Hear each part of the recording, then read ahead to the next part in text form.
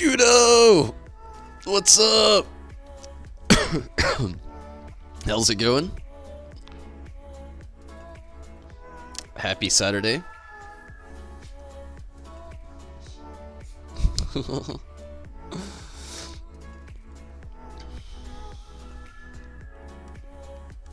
Hopefully you've had a good Saturday. I'm gonna do some Ravel Wings tonight. I want to do some more Seiryu a little bit later too. I don't even know how many clears I've actually had on it now. 12, so not that many, but a few. Gonna try to work on that, but right now, people are running Ravel Wings and I want in on it. I'm in the wrong spot to do it.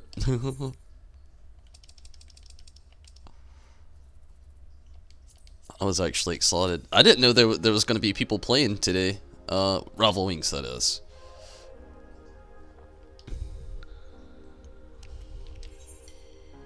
Probably won't be that long of a wait. I'm going to try to do my little quick MGP run really quick. It's going. What does that mean?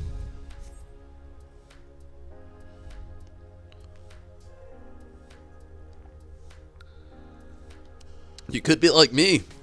I feel like I've nearly drone myself insane. I've been watching so many videos on AI and way more intelligent people than I am, and it's just been blowing my mind all day long.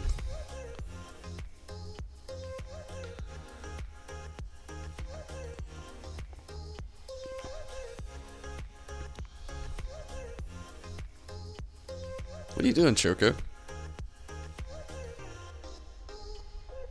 Dog stuff.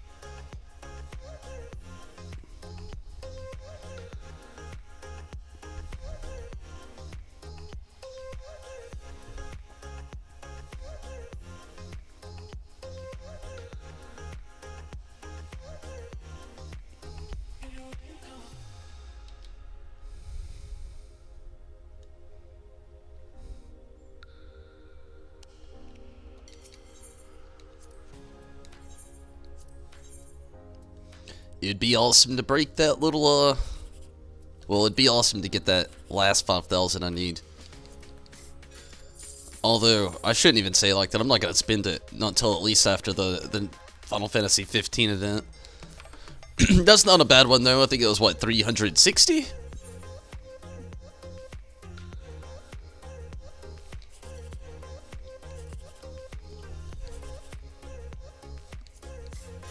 Ooh, and there was a 10,000 NOS. Awesome. Azunami, hello. How are you today? Glad to hear from you. Ooh, no jackpot on this one. But I can't argue with a 3,600. That's awesome. Good pull for the MGP today. 759,000. Nice. I should maybe repair my gear while I'm here, thinking about it. You know what? It doesn't need it. I'll be back here maybe later. Not really a whole lot going on in here that I need to do anything. I'm doing okay. I didn't really do a whole lot today. Managed on the adult side of my life to do, turn the dishwasher on. And, other than that, I just, like, watched a lot of videos on AI. Like, a lot. It's crazy. What's even more crazy is, like, how, like, more intelligent people are afraid of it. That just doesn't make you feel good.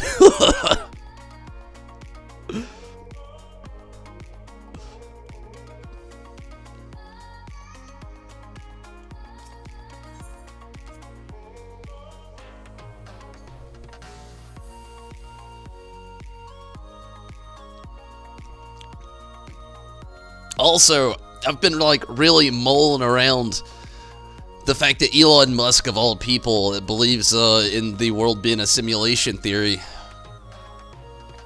It's an odd thought. I have no idea why I came in here.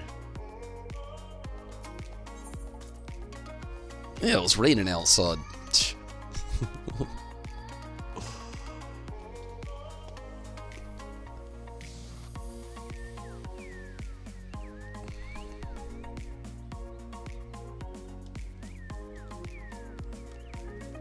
Practicing Black Mage. To know if you're enjoying it so far. Hopefully it picks up. Maybe it will. I don't really have any advice or tips or pointers, or I've only dabbled with the Thermaturg a little bit. I think that's the name. I always feel like I'm messing that up.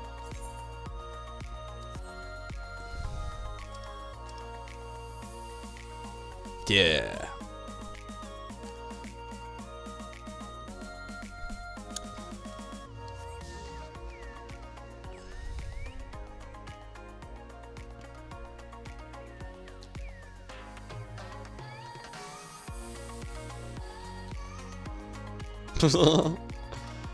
The depth perception of this spot is ridiculous.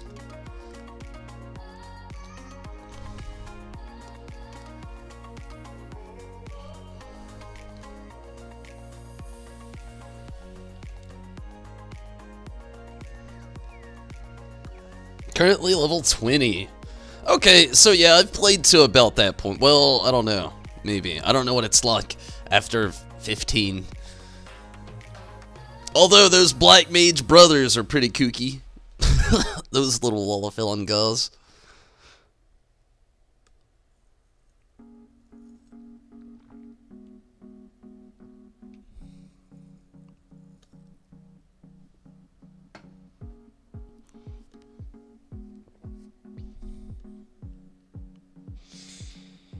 I was hoping that the queue would be a little bit faster than this.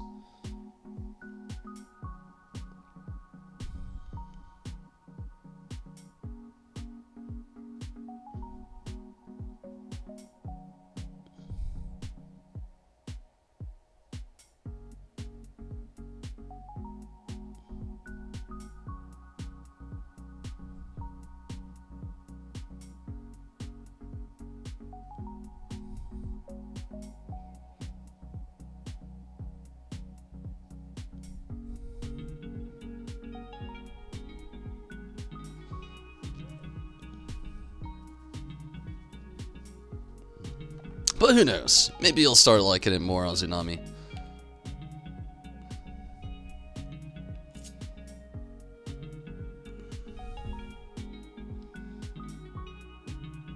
You know, I really can't wait for Shadowbringers. Like, I love that there's so much to do in this game, but I can't wait for just like a straight grind of just a lot of new shit to do. You know what I mean? Like, we're always gonna have the queues, but I love that small period of time where queues just, they're basically irrelevant because everybody's playing. Those times. So, do all players hop like a little dolphin, or is it just the Lullafill when they're in the water?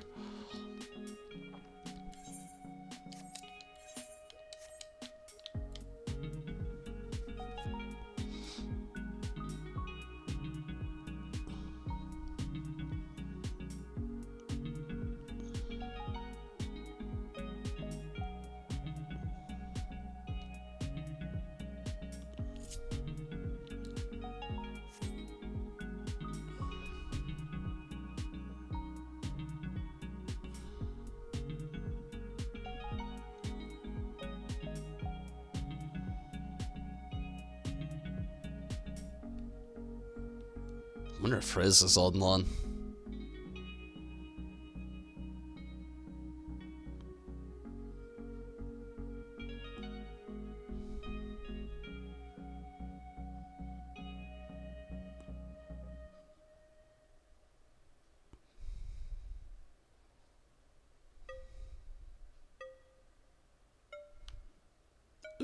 Wrong turn. Again.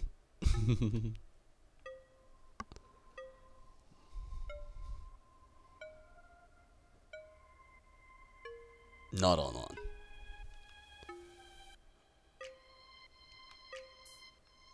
could have just checked the friend list. There it is! Wow! Felt like forever.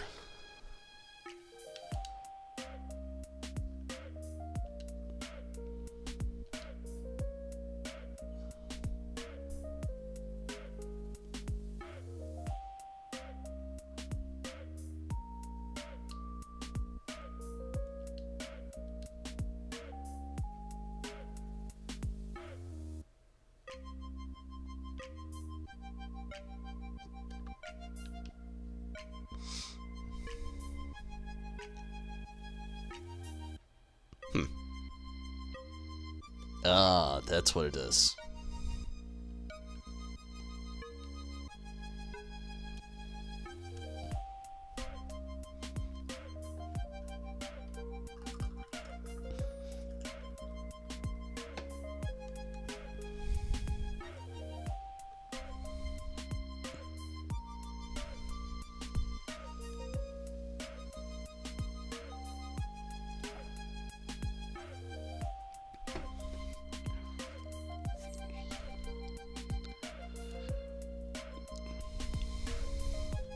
The whale is so huge. Man, I love it. Ah, want one so bad.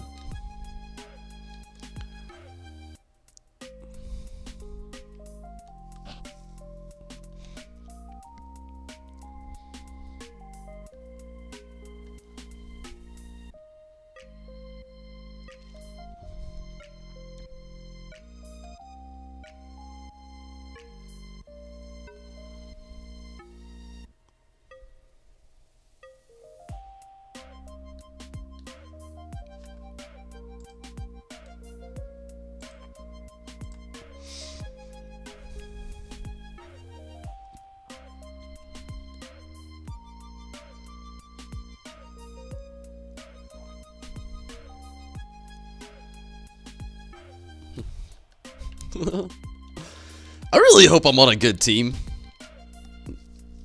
Like, I haven't been following the chat that much. I've just been trying to, like, at least make sure people were still all on playing. So I don't even know who's here. I do know that a few of the people who are usually here are on.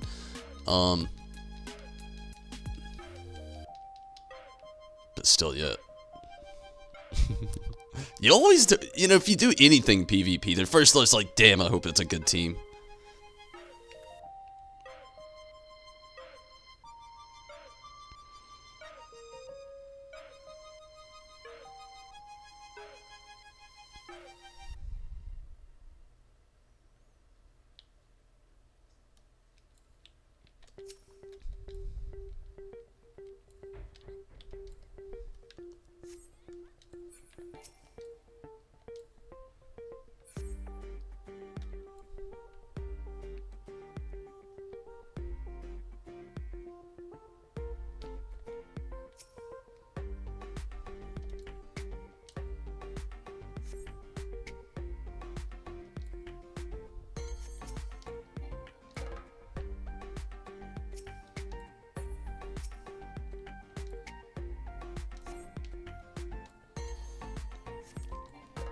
Minato, what's up? How are you, Minato? How has your Saturday been treating you?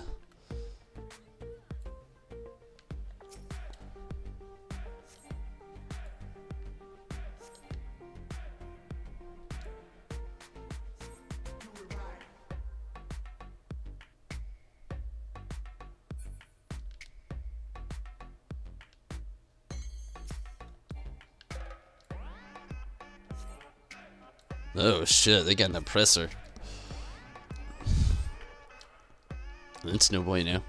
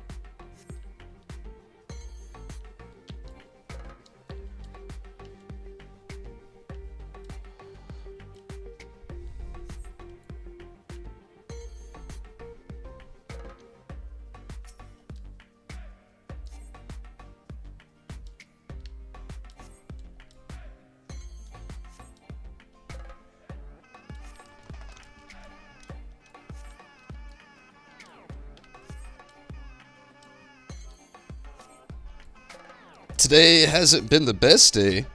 Oh. Alive in lot house with a really bad... Oh, man. Sounds like a nightmare. Don't you hate when that happens? I mean, obviously, yeah, you do. But, I mean, really, though, it's like one of those things that's like, oh, man.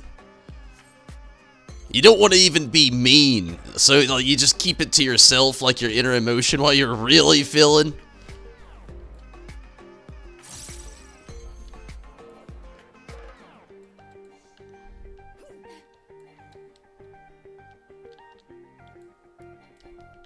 Oh, shit. I'm getting destroyed! There's, like, so many. What mage hate? Zombie! Hello! How are you this evening, Zombie? Glad to hear from you. You hate Rito Rana. I hope it also gets better like Azunami said, though. It's rough. But you can always come vent to Tumbles, that's why I'm here. Not really while I'm here, but I'll listen to you. Only good thing about that raid is the math boss. I actually liked Readerano. I didn't really have any problem with it.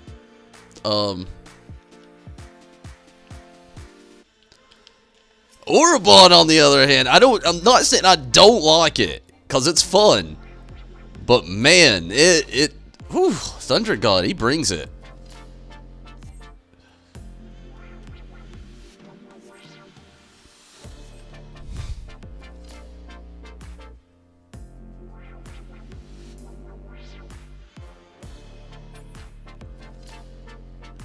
That's not good. Nobody's getting in our mech. Suppose I'll do it.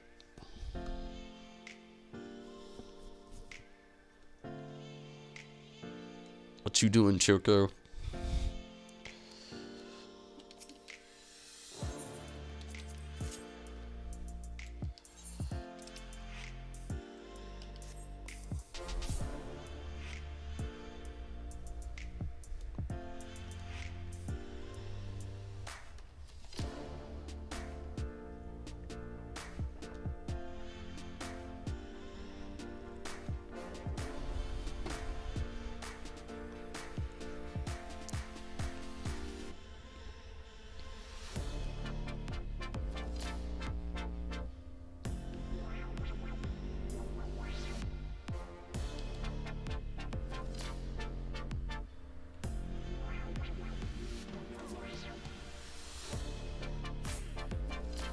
Should be able to get at least one of these. Good deal.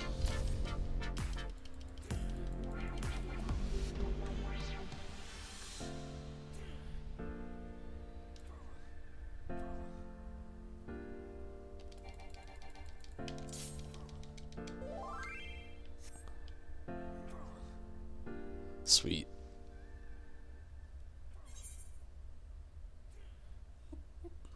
What's up, Choco? People can't math? Oh, that's where you're at right now? It's been a long time since I've been in there.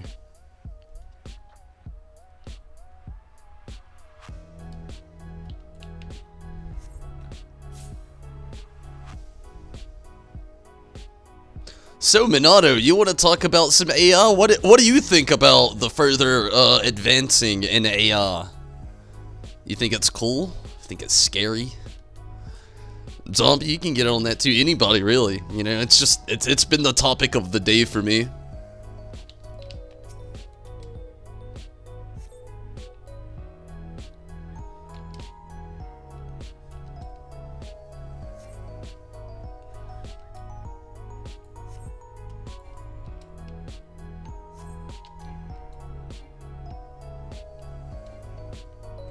That's too much.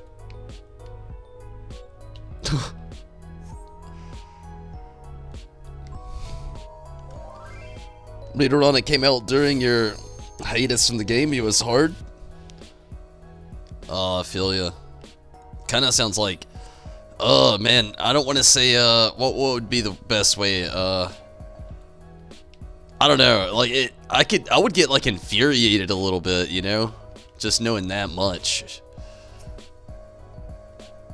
Or not knowing that much all at once and then running with people.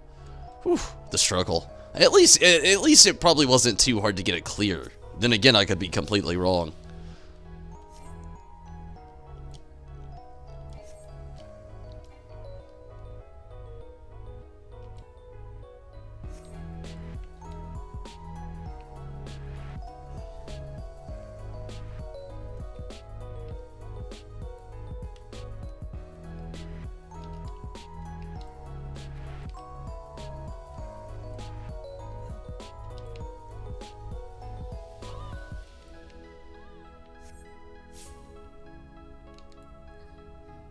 Woo! Close call.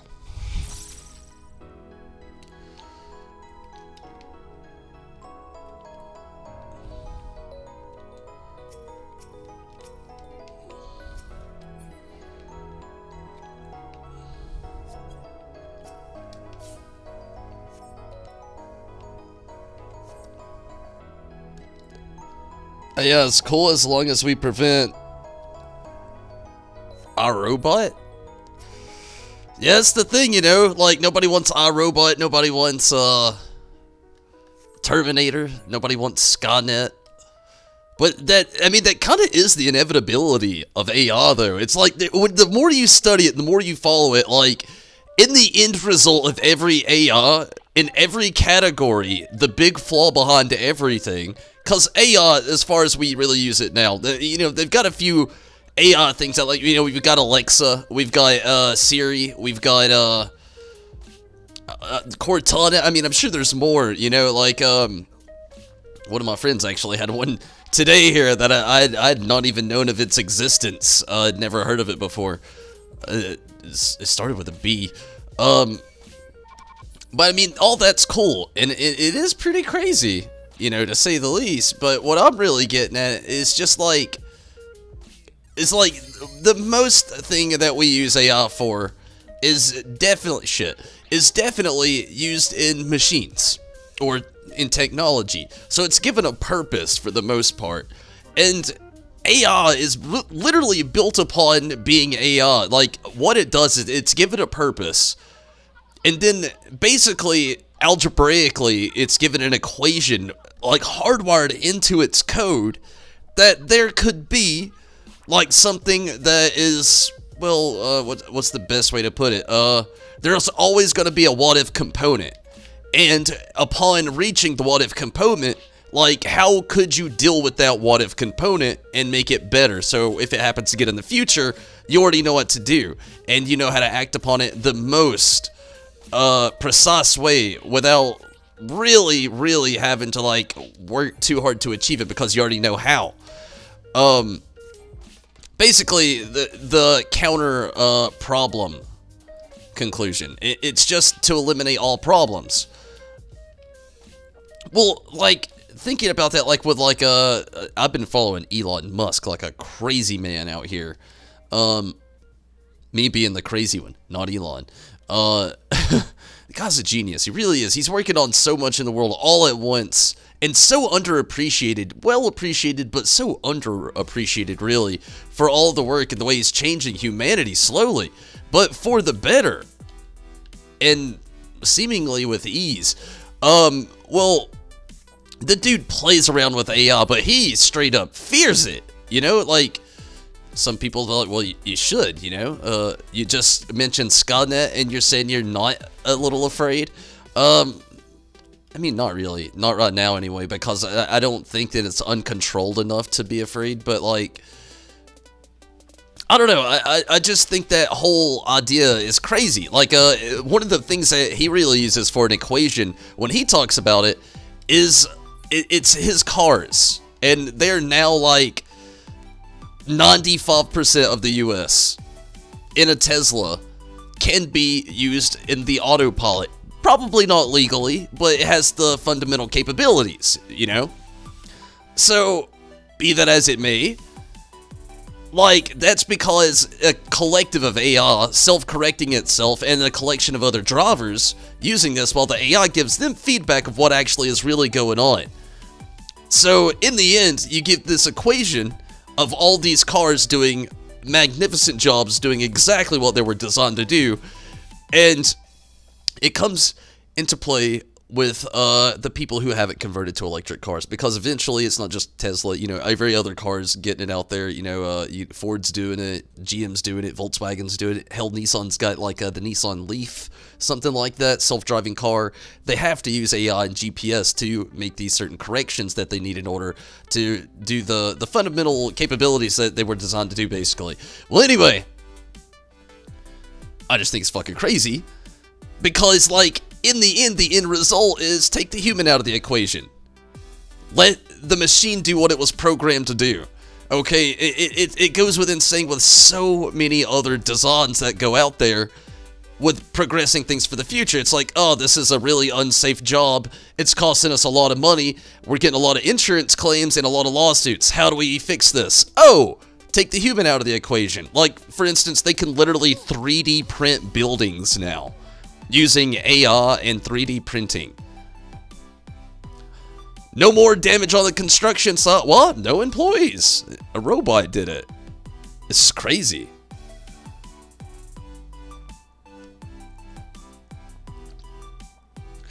You think it's easy to be afraid of advanced AI considering all the knowledge the general public have about it? It came from pop culture and not actual science. As how fast technology has advanced in the last 2 decades. Yeah, that's I love that you said that, Zombie. This is something I love to get at people all the time. See, in my area, I live in an area of very simple-minded people, and I see this with full respect, really, because nobody likes to be called simple-minded. But I live in an area of simple-minded people. They don't think of the open-minded. They don't think of what's out there. They think about what's in front of them. Nothing wrong with that. If you live life looking at what's in front of you and not what's out there, okay, that's what your level of comfortability is. I'm a man that is contemplating on joining the Air Force because I want to go to fucking space. I don't think like everybody else. I'm willing to admit that. So I'm on your level of how you say that. Literally in 2 decades. 2 decades. Like, I remember being a kid, and one awesome thing is cell phones, okay? We have touchscreen cell phones, right? That's fucking crazy. Okay, we have touchscreen cell phones with VR capabilities. Now, let's really say the VR experience right now, is it really VR? You're really just putting a headset on and watching something right in front of your eyes. Is it VR? Well, we could talk about that another time. They're getting there, though. They're getting there. VR is really getting out there. Like, the movie, I hate to use movies for a reference, but often, like pop culture does, they take things out of science fiction, computer science, current technology, and portray it in a way that's kind of futuristic that sometimes plays out that way. Ready Player One. Oh man, that one's, it's edgy close. Well, anyway, getting back on topic here, like, in all of this time, we've literally, like, I don't really say the last 20 years, the thing I really like to use the last 30 years. 30 years ago, the internet was for public use for all of us. You know, like, we could all jump on the internet and get on Google, per se, you know, search engines, they came and gone over this region and time, of course, you know, everybody has their preference as well. Most of us prefer Google. But just saying, you know, in this course of time, you literally went from having just something that you could just easily send an email with to, like, literally creating, like, advertisement platforms. I can literally fucking broadcast myself playing video games. Like, the internet has come a long way, and along with that, technology. Like, again, like, I'd like to branch back over to the cell phone. When I was a kid, my grandparents had a cell phone. My mom actually didn't. Just everybody didn't have one. They were expensive, and I mean, they really didn't look cool. You know, you had a big giant thing with a flap on the front, and you had to pull an antenna up, and you really didn't have definitely not a touch screen. It was a little orange screen or a green screen, which was really just like, it looked like a calculator, and you just press some numbers and call somebody. Not that impressive. look at it now. Just a few years later, in 20 years, the good number to use, in 20 years, that brick has turned into a device that can do basically everything a computer can do. You're basically walking with a computer in your pocket now, which you can also, with apps, order your dinner before you get to the restaurant, make reservations to a restaurant, get a Lyft or an Uber, make flight reservations. What else can you do with your phone these days? I mean, there's just so many things. You can get on Google Earth and literally say, oh, you know, I wonder what this looks like. Boom. It's just insane.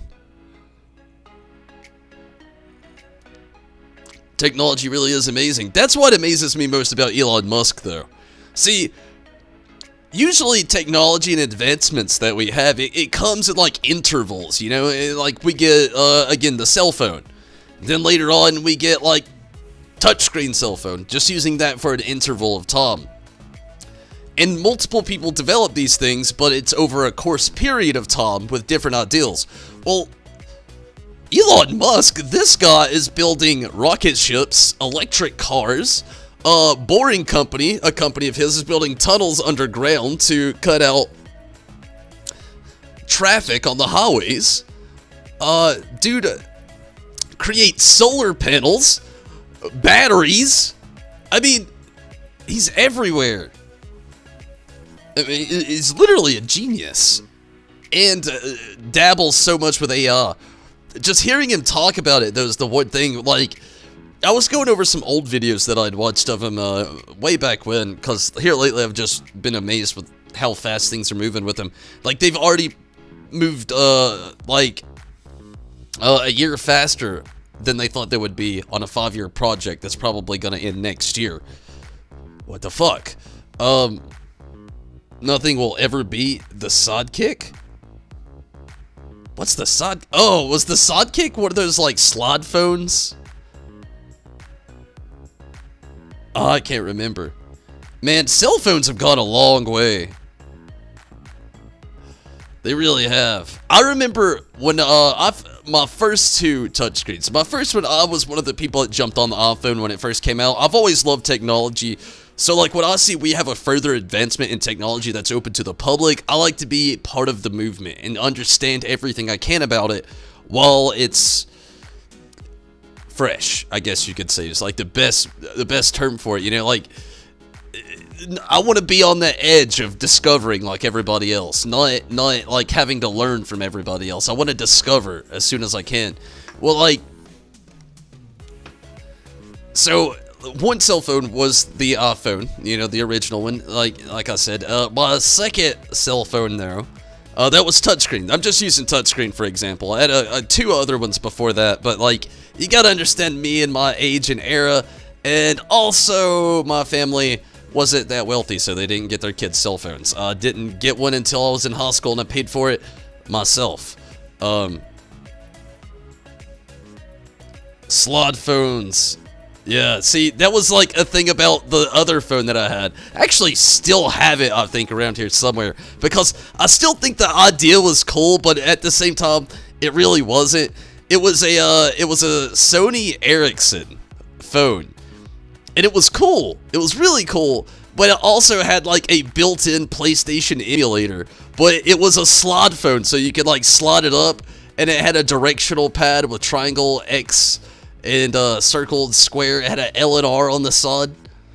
Oh man, it was the coolest phone. I still think it's cool, but that is so outdated, because like literally you can use your touchscreen phone and just have like a virtual version of all that. But that was kind of the cool thing of that phone. It kind of like took that part away, because sometimes the virtual D-pad and stuff like that, it's not the same. It's really not, especially when it's on the screen and you're trying to play the game, but your fingers and the buttons are all in the way.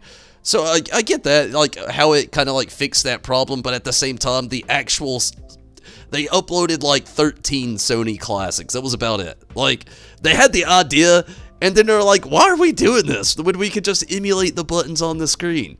We're not gonna debunk it. We already spent too much money.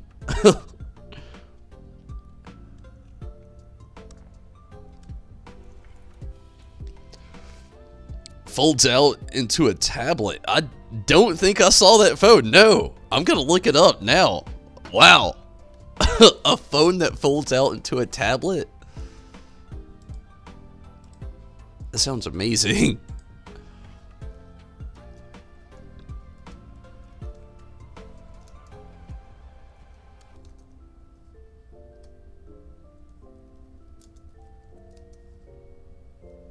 Oh wow, that was a really easy search.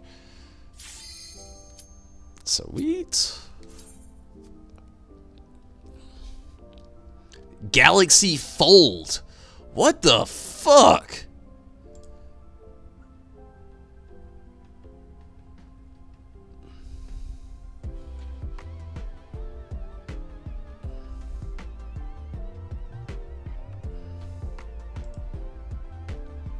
Wow, the pros though. Holy shit.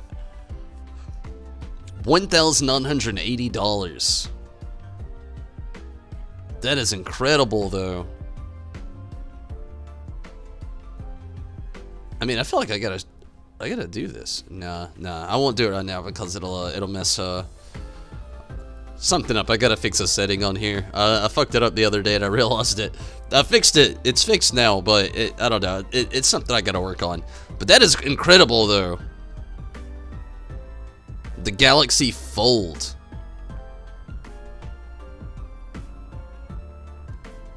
Fuck. Think of how much that middle screen costs if you like drop that and bust it. Like, oh god, I don't even want to think about that. Like, although I'm not, I mean, knock on wood back here, I'm not really one of those people that actually drop their phones that often. I don't even keep mine in a case. Like, I'm just, I don't.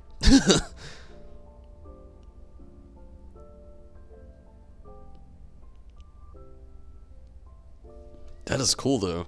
I mean, to think that kind of technology.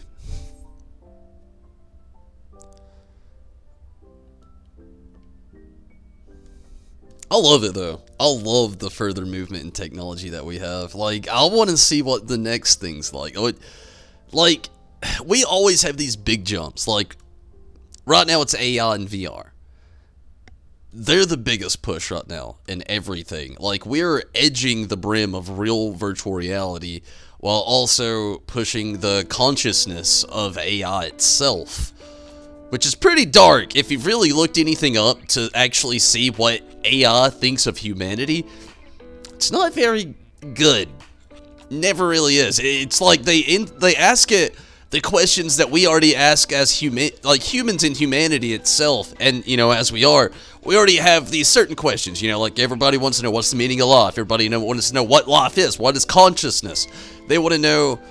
You know, it seems like simple questions, but it's really complex questions, actually, because the true answer to them, it's just as vague as us as it would be to a machine, right? We don't know. That's why we ask them those questions. Holy shit, stuff's going down over here. But the answers that they like to give us are very, well, pretty messed up, needless to say.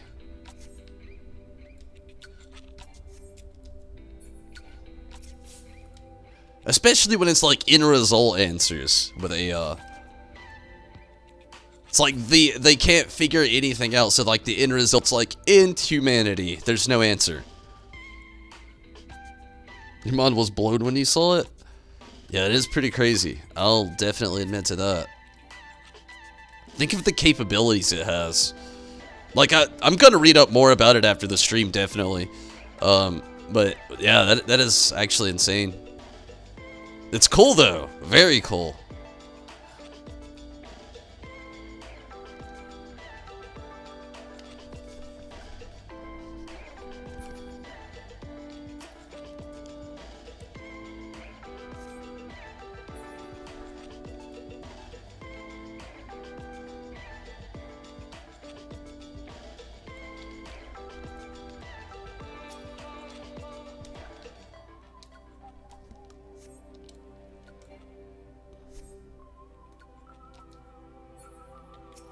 You know, there's actually a belief that AR and virtual reality are actually the next step of human evolution.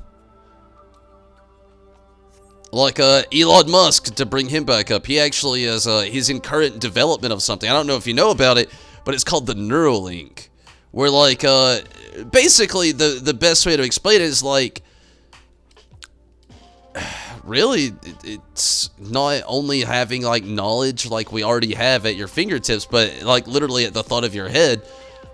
Also prevention of like, that's where it gets scary, because it's also about prevention of like anything negative, which is kind of scary to think a little bit. But like nothing, so to speak, like they're out there reading your thoughts, but you know, if you're about to go like do something really terroristic, it's gonna shut you down per se, you know, or maybe give you a different idea per se. I don't really know. But the bigger outlook on the Neuralink really isn't just that. That's the morbid way of looking at it, honestly, and it's also another realistic way to look at it, if you want to look at it that way, I guess. But like, the thing about it that he really pitches, like, what if like death doesn't really have to be death per se? Like, he's not really saying like you're gonna be a man in a machine, but he's saying you're gonna be a man in a machine. It's like, you don't really have to like just die. Like, you could like, maybe this is just a vessel, and like your computer's a vessel, and you could just upload what's left, you know, your memories and thoughts, your consciousness per se. Because I mean, in the end, it is just code like anything else, if you break it down enough. Which is why I believe is why he believes life is a simulation, which messes up my mind, because somebody that smart and that capable to actually look at the public and say life's a simulation, it's like, whoa. What level of perception is this guy on, and how is he really thinking? Do I believe in aliens? I don't want to say I believe in aliens. I would rather say, do I believe in life in existence outside of Earth? Yeah, I do.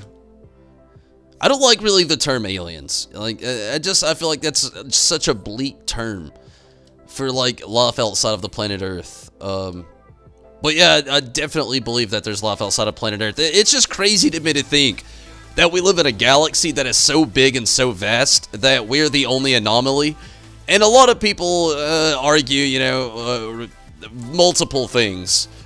But scientifically looking at things, if we're a simulation, or if we're an anomaly in science, and it's crazy to think that we're the only spot in this galaxy, in this universe, or where we are in time, you know, just in time, right now, like, that we would be the only life existing.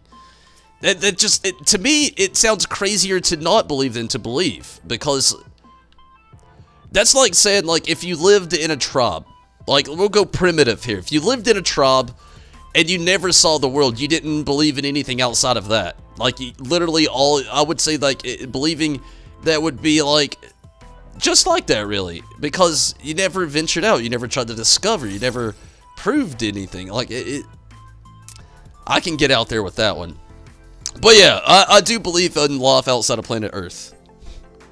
That's exactly what you think, too. Yeah, it's just, it's insane to believe that we could be the only life that exists. Like, even if it's not, even if it's not, you know, multi-cell organisms of some kind, or not, maybe if it's like, anything with conscious thinking, or morality, or maybe they're just not that technologically advanced, or maybe they're way more technologically advanced. I don't really know, and who's to say, but, I mean, let's just be honest, space is a very huge and vast, unexplored thing. And I think it's more probable to think that there's other life out there than to think that there isn't. That's just me, though. I'm not telling anybody what to think on that. I grew up with a very religious background, so, and I'm not religious. So I think about things in a really different way. I'll even admit to that. But yeah, that's basically my thoughts on that.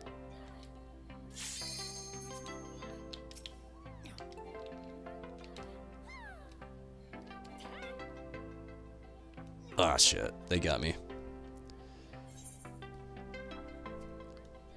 Really, there's a, show. I recommend to everybody after I watched it. Like, I've been in like a kind of a soul-searching mood lately. Just trying to like, I'm at a weird age where I'm just questioning things a lot, and I shouldn't even say an age. It's I'm at a time in my life where I'm questioning things a lot, and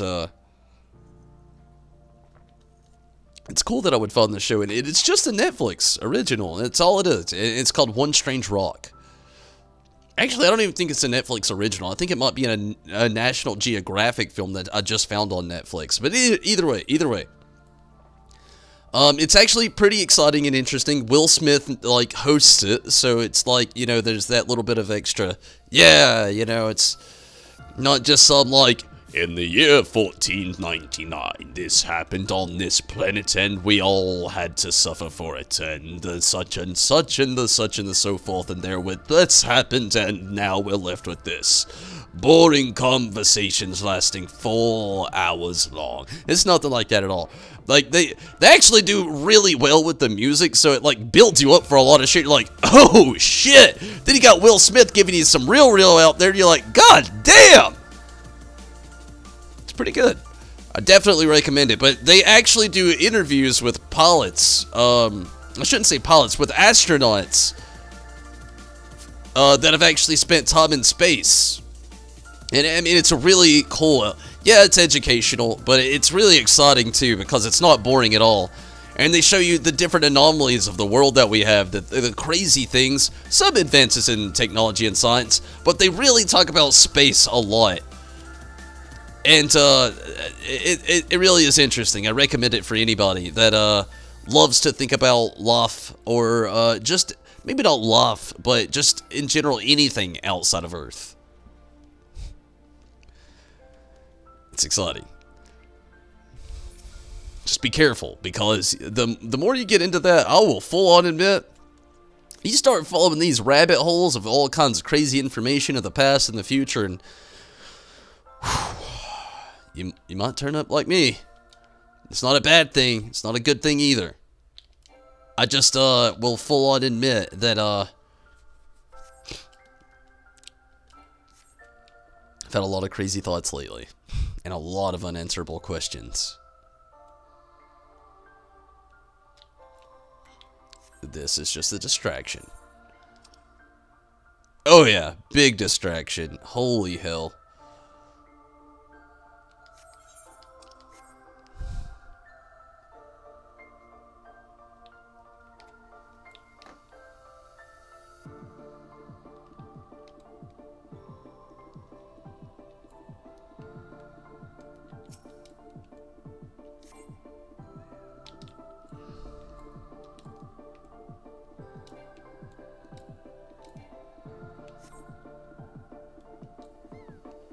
This might be our end.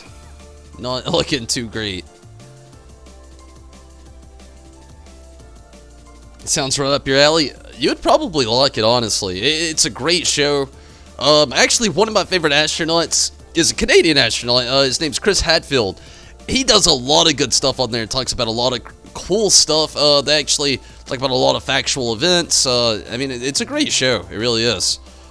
I no-lifed it. And I loved every second of it.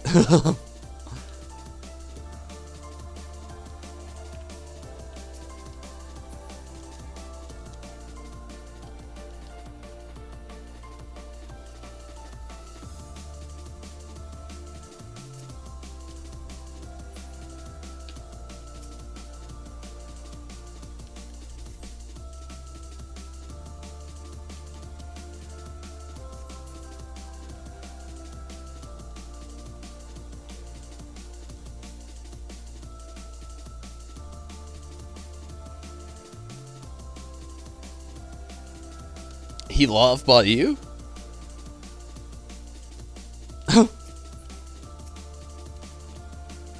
Oh, he like lives by you? Chris Hadfield?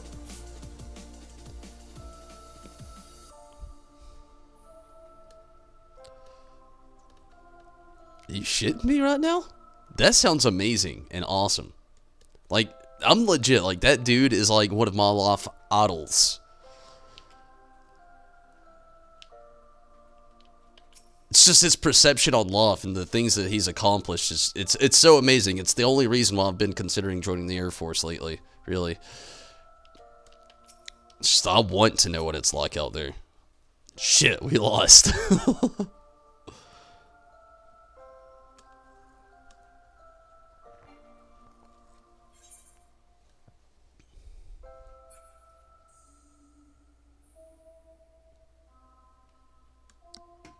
I didn't do quite as well as last time, but, it's okay.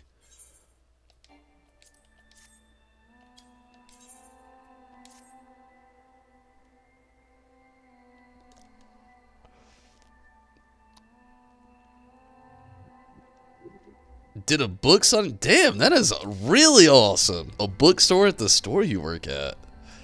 Or, yeah, signing at the bookstore you work at, sorry. I definitely read it, but what came out of my mouth was not what I read.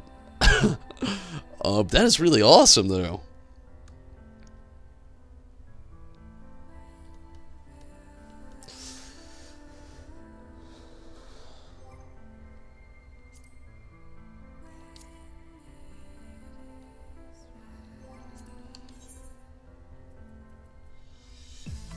But he does seem like a really nice guy, and everything that I've seen him in, his perspective on life, it's... I wish everybody had it. Like, I really do. Like, especially, like I said, if you like lived in an area where I live in, with everybody here has a really closed mind. They don't even, like, for instance, just the other day I was watching where the vice president gave a live stream talking about our pursuits to space and stuff like that. And like, I was talking to one of my coworkers, I was like, hey, what do you think about Mars? And his response was, I think it's stupid. It's like literally the exact opposite of that. It's like, how are you not even slightly interested in that? That what? Space is, what? It just kills me. Like, I want to know more, you know? And people that have got to experience that, it's like it changes their life. Like, I love the thing that all astronauts say. You know, like, this is a big thing. Like, when you leave your hometown and you go to another town, that's the way, you know, if you leave your town, you go to the next town, somebody asks where you from, you just say your hometown, okay? Like, if you leave your state, per se, or, like, you know, the just basically area that you live in, like, you leave that area. And, you know, you'd be like, for me, I'd leave Georgia to go to Tennessee, maybe, to see my mom. Somebody say, like, where are you from? I'd be like, I'm from Georgia. You leave the country. You know, somebody says, where are you from? You know, I would say, I'm from the U.S.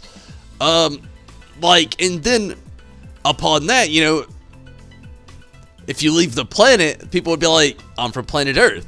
And I hear that, and I'm like, wow! People can fucking say that, and there's more and more people capable of saying that every day, and it's like, that's so awesome to me. So awesome. Still lives in a small neighborhood he grew up in. Still the most down-to-earth guy you'll ever meet. He seems like he would be. That's awesome to hear, too. Very awesome. But he lives in Ontario, but his family still lives here. Well, that's, I mean, it's still really cool, though. And the fact that you got to meet him is a really awesome thing. But, give me a quick moment here. I'm going to try to beat this queue. I'm going to take a very quick restroom break. I'll be right back.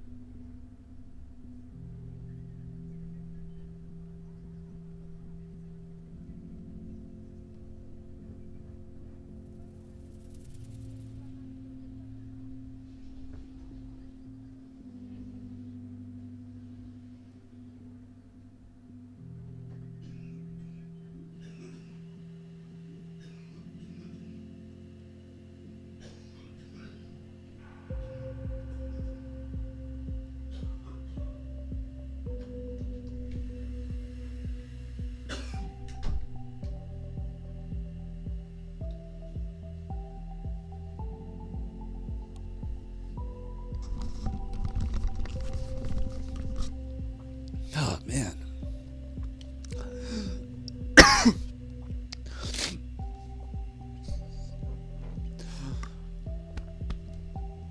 Sorry. Pollen in my area right now is like...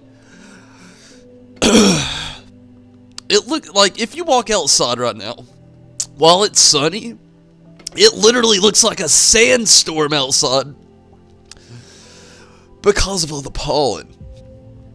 I'm not good with pollen. I've got allergies. So, like, I've been dealing with this all day. Hanging out with one of my friends. I actually don't smoke cigarettes. And, I have a friend that does. So, and I also live in an apartment, so I can't allow people to smoke cigarettes inside. So, you know, that's a big thing. So, I've spent a lot of time outside today with one of my friends talking about AI and all, you know, all the advancements in technology today.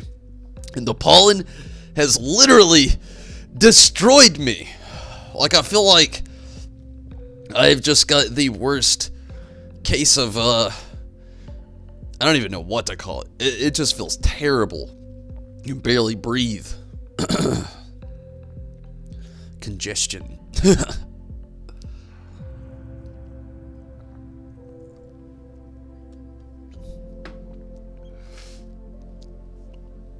Ah, man.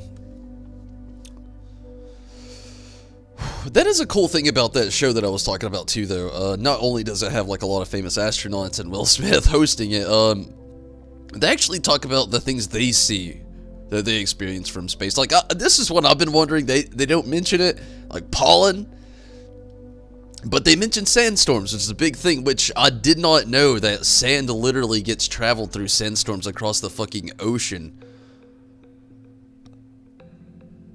Across the ocean to another continent. It's so amazing how our planet works. It really is.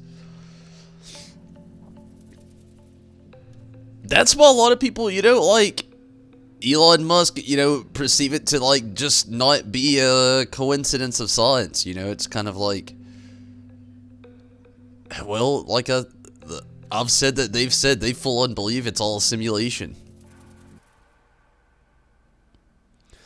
And honestly, you know, the theory behind it isn't too bleak if you really look at it. Like, the biggest theory to look at behind it is we can already make simulated worlds now. Be that as it may, they're not that great. They're not, you know, full, immersive, per se. But they can make them. They can implement, an alternate reality with different variables to things that happen. And that's just an insane thought. You know, they could already do that. Who's to say they haven't already done that over time? Like, one thing, there's like a theory, basically. I don't know how deep this goes. I've just been thinking on it a lot, to be honest with you. So I'm using it as my own theory. But I'm saying there's a theory out there. I'll just say that. That this whole black hole thing, right? We've got another black hole closer to us than the one that we just viewed. But we can't see the one that's closer to us because it's much smaller and not as wide. While the other one is a lot bigger, though it's farther away, we can capture it in a different way. Okay. But what if this was an AI simulation of life that it is now, and those black holes, it's a huge what if. Huge what if.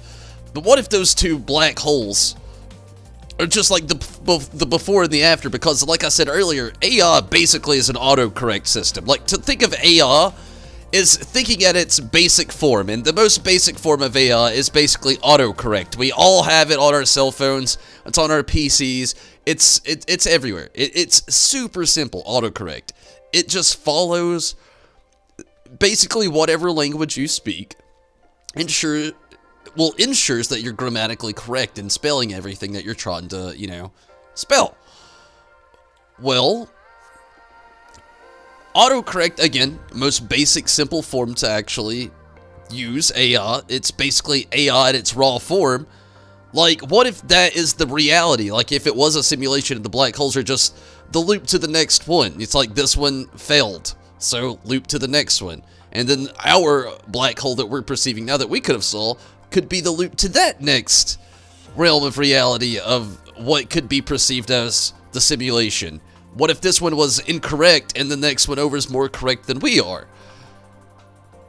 I'm telling you, me and my friend, we get into some real deep conversations. But I mean, it's crazy to think about. Pollen weather? It looks like hell. Oh, it is hell here. You see my car every day. I'll walk out my front door, and my car is yellow. My car is gray.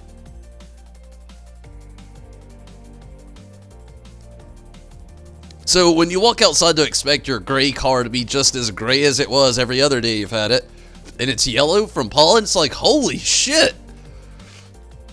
Like when the wind blows here, it looks like a sandstorm, like legit. Like you see all the pollen in the air. It's terrible.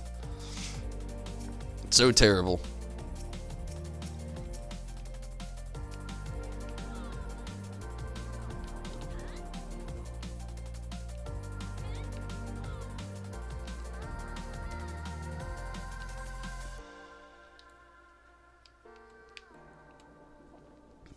You're so pissed. You know when you do that much damage to a character, they're just eating it, not taking it. They're pissed.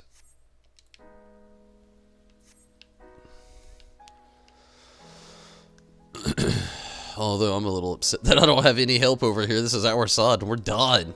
I'm watching it happen. No, there's the help.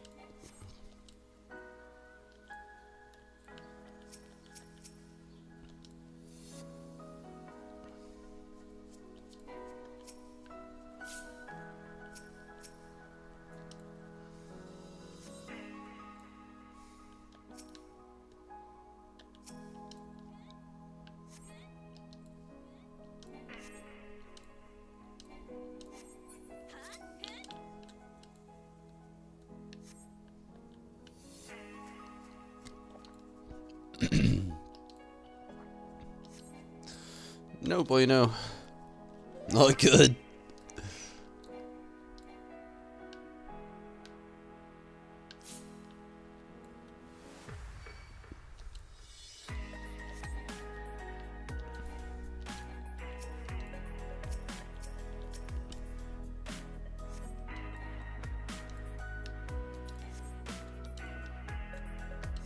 Not good at all. Holy hell.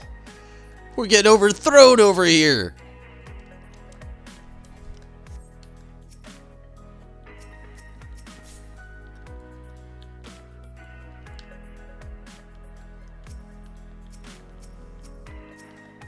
Isn't it weird how your heroes kind of change as you get older? Like, today I can tell you, like, well, better yet, when I was a kid, if you asked me who my hero was, I would have told you a superhero. Somebody that's probably not real. Somebody that's done something fictional.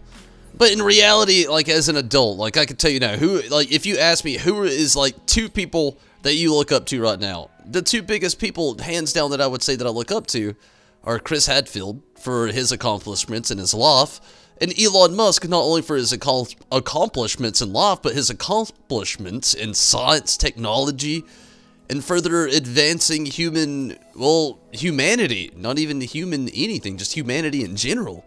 And I mean, honestly, this team I feel on almost feels like a troll. We're barely doing anything to them. I mean, that's just so mind-blowing. That somebody could be so capable of doing so many things.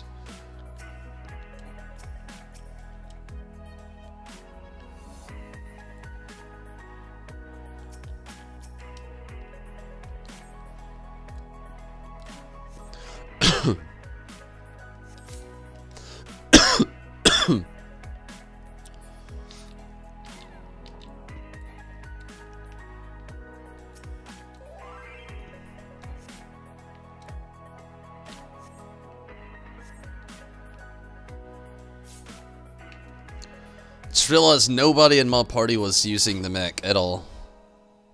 Holy hell.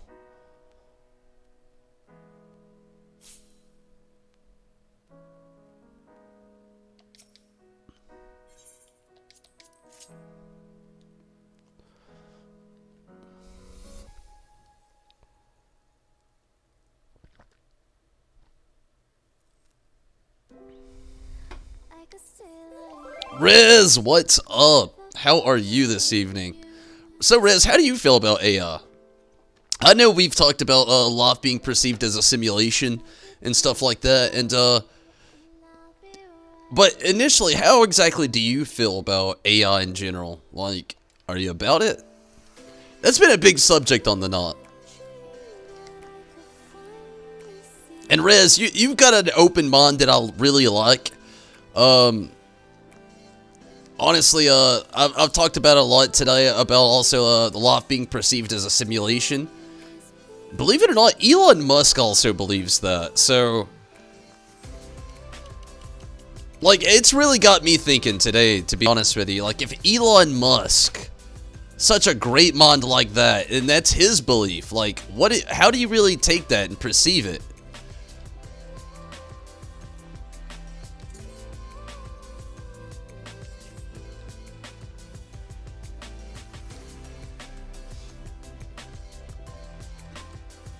AI is gonna kill us? It could, maybe. Or maybe just make us outdated.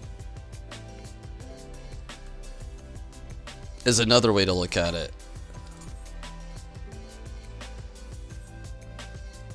Did they just launch a 3,000 tons on me?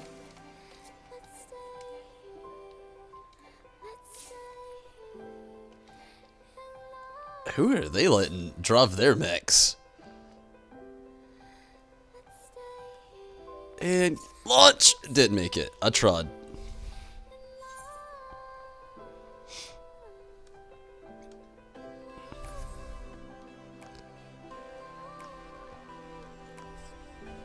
Although I can say I did watch an interview with Elon Musk, where he basically did confirm my theory about AI and him having basically conscious AI and or a supercomputer. He's either on the brink of one of the two, which is basically saying both to say they're the same and to say the least. But like, no kidding, yeah, God has basically said it, you know. I rewatched, I should say, his interview he did with Joe Rogan a few months ago. It was like 7 months ago, I think. He had an interview with Joe Rogan. And he had basically said that, like, he had talked to him, and he told him, though, he doesn't say who they are, leaving that as an open thing. Does not say who the they are, but literally says he tried to tell them, but they wouldn't listen. What? And it was saying that they were going too far. Again, who are they and what? Going too far? What do you know that we don't? This guy is something you already got to look at. Is building the mission, basically building the mission, I should say, to go to Mars. Yeah, there's other scientists and engineers, but let's get real. It's basically Elon Musk. He's got the idea out there.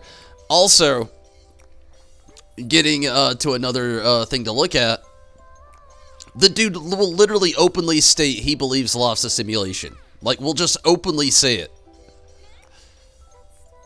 One of the greatest mods have you. It's 2019. I guarantee he is the greatest mod we have alive right now.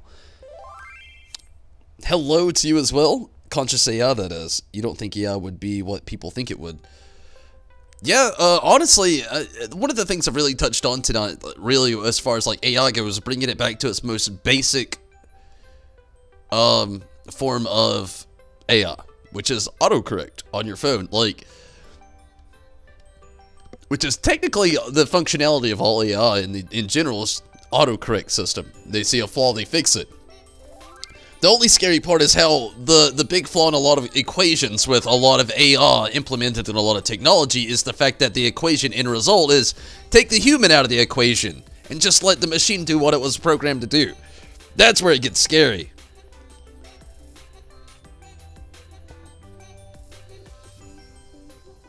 And see, that's the Elon Musk theory. He said basically the same thing you said, but differently.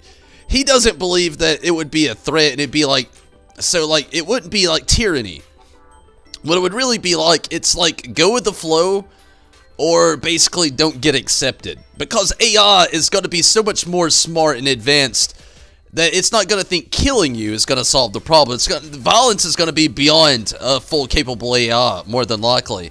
Which isn't out of Elon Musk's mouth. That's out of mine. Be that as it may. We'll press on with that. Again, these are my words with that one. Just giving full belief that AI is going to be above that. Like, I feel like that is a really primal thing, though, for violence to really be in things. But, again, that's just my thought. So I really don't think it'd be really like a tyrant threat either. So I could say that and, you know, feel confident with saying that, I guess. But, like, I will also say, though, that,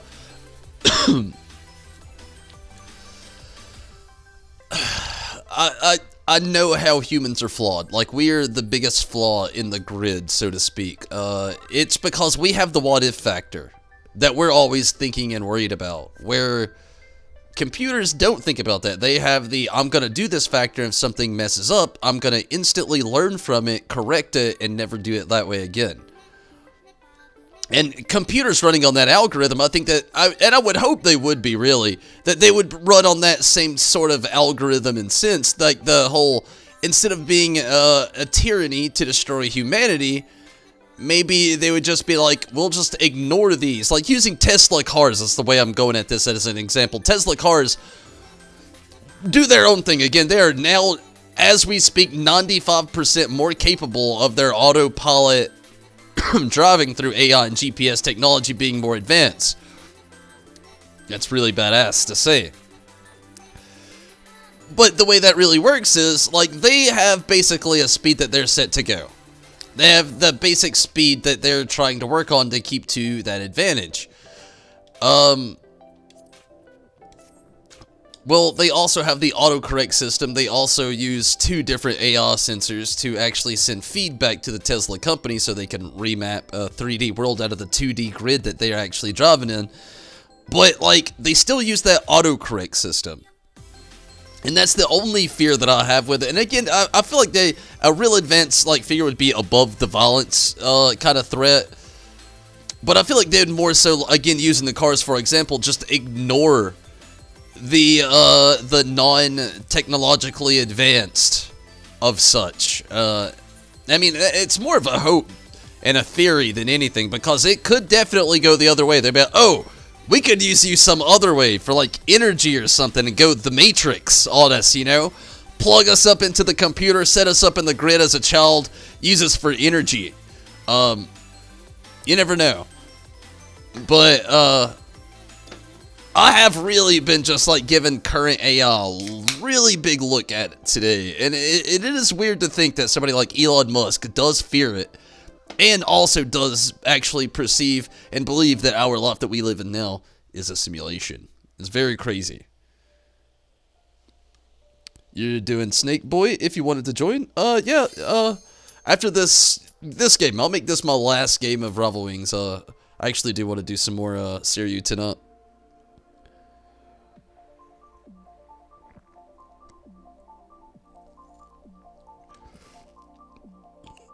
But will they fix the bad people in the farm parties? Ooh. It's a fun topic, actually. That's a really fun topic.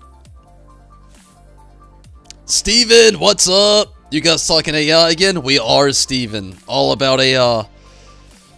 It's a biological survival thing, and AI wouldn't have that job to kill everyone and everything. That's what I think too. Like, AI is a self-correction system. Like, if you're self-correcting anything, and AI is literally meant to fundamentally work for humanity, not destroy it. Like, that's the whole basic form of any virtual life that we're trying to, like, create. Also, versus the factor of AI itself being a benefactor and beneficial to the human beings, why would it want to kill us? Yeah, we are the intellectual source, or the unintellectual source, I should say. We're the ignorant source in their code. Like, we have the what-if factor that they have not been coded with, because the what-if factor only exists in the human brain.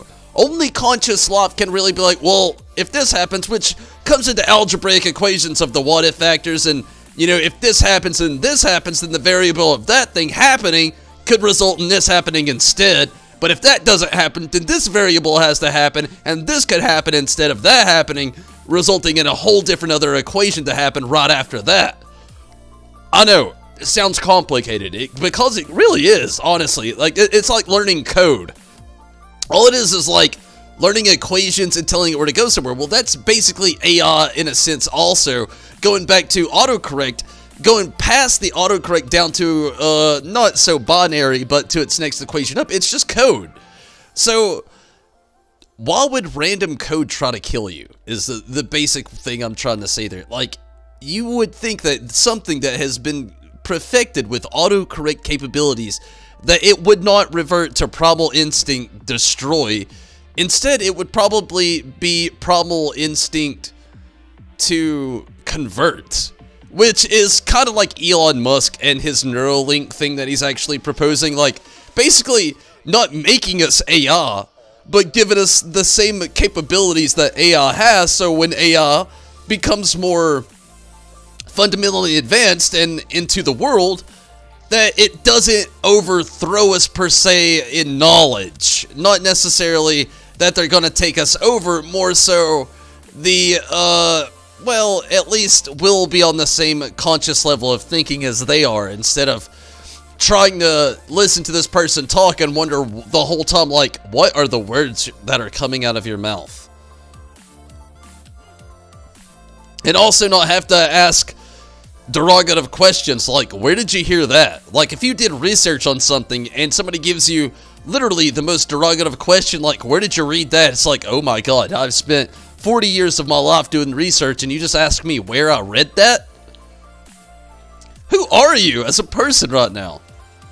That would be my acknowledgement to that. So, like, if, you know, if we had something like the Neuralink, which could be forced, yeah, but could be the next step in human evolution, it kind of eliminates that. You know, there's no derogative, no irrelevant questions being asked, which is scary to a sense because, like, you start to wonder, where does humanity draw the line? Like, are we thinking for ourselves at that moment? But at the exact same time,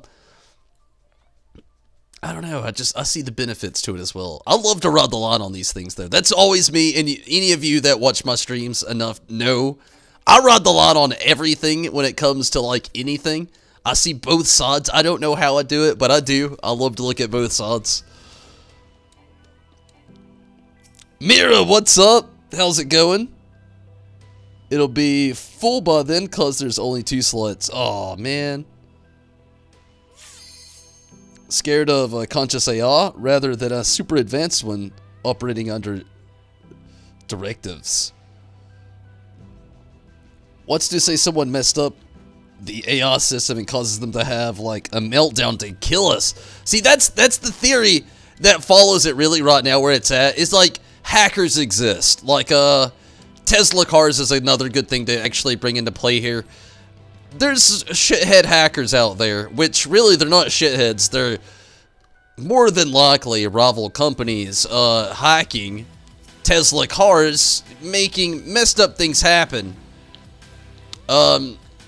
Basically, it's kind of theoretically thought to just kind of like debunk Tesla and all the advancements Elon's making right now. So there's also going to be that benefactor. Also, if we had the Neuralink, you know, what if they could like hack into you? At this point in life, you know, there's already identity theft. What if you had the Neuralink and somebody hacked into you and really stole your identity? So there's shit like that to think about as well. But like, there's also more advantages to disadvantages, because you got to think, if we're thinking of these variables, they've already been thought of. And if they're creating an equation to, like, prevent those variables that we're already thinking of, like, every time a Tesla gets hacked, it's literally not even hours. It's minutes, and it's fixed. Like, minutes. Okay, the further we get in technology, yeah, it'll be easier to hack, but it'll also be easier to solve problems. So, virtually right now, it takes minutes to, like, fix a bugged, hacked Tesla car. Give it a few years, it'll probably just take like a couple seconds, because they'll probably already have a predetermined variable that somebody's going to try to do that to try to like fuck them up, which they're already working on now, if you're wondering. They are. The guy that created the Doge meme, the Doge coin, and like the guy's a super smart guy, believe it or not. To think of something just so funny and simple, super smart guy, is actually working on a better firewall system for Elon Musk and his cars and also his Twitter randomly. But like for real, like I mean, it's an amazing thing, but I still don't think that'll be the variable. Like it's a scary thought to think that a conscious AI would be like, in the end game, eliminate all humans, they're the lesser equation. Yeah, but no. Because, again, I feel like they're going to think so much further advanced and heavily than that. Because, again, it's technology that was built to further expand humanity, not destroy it. So why would the end game be to destroy it? We need, like, advanced antivirus protection or something? Maybe. But maybe not. Maybe it would already exist within the code. They're viruses. That's a good example to use, though. A virus. Which comes into play, you know, somebody asked me the other day if I believed in ghosts and demons. And if this was a simulated world, you know, it would make a lot of sense to believe in ghosts and demons, because maybe there were corrupt data of some sort that has just, like, leaked into our system or our perception of reality. Wild. Oh, no.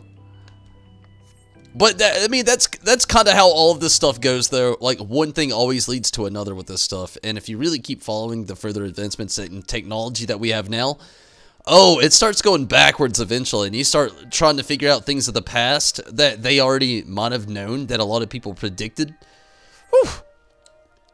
Talk about rabbit holes. You're good, almost halfway getting through enough MGP for the regalia. That's good. That's good.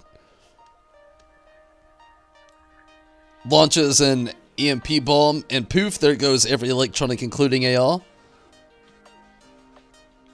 Oh, yeah. Ghost and Demon, your favorite? Really? See, like, it's a hard one for me to really, like, get behind with Ghosts and Demons and stuff like that. Like, I'm not saying they're not real. Like, if you had to know my religion enough as being bluntly spoken about it, I'm very agnostic. And I could be, you know, tell you reasons why. I'm a realist. So, being agnostic is the only way that things make sense. Because being a realist, you've literally eventually got to accept... Like, some people say realism is accepting only what's real and what can be proven. No, it's not. It's not at all. Being a realist is accepting the fact that, just like being agnostic, there's the what-if factor. The thing I love to talk about that only humans have is the big what-if, you know? We're not just... out here living simple lives. We're not just eating and fucking. We're out here working, innovating, destroying, killing, creating, innovating, downloading. I mean, I could go on and on and on with the verbs that humans are doing actively in life as we speak right now. Which is kind of an understatement, really, in a sense. But, like, one way I really like to think about it, though, is, like, realism is really accepting that anything is actually possible. And that's the truth of it. Like, it's 2019. When I was a kid, I did not think touchscreen phones would really be a thing. Like, you ask 5-year-old me what I'm thinking about, I didn't think that men would be going to Mars. You know, I would be telling you I want to be either a chef or a firefighter right now. I'm 25 and I didn't become either one of those things. I'm not upset about it. My life changed as I grew up. So my perception changed. And I don't know. Eating and fucking, yeah. It's just I don't know, with angels and demons and all that. I mean, that's the only thing that makes the most sense to me. Is if this is a simulation, that this is that they're just like messed up code. We've talked about it before on the stream. Ghosts could be an issue, but we got Doomga for demons.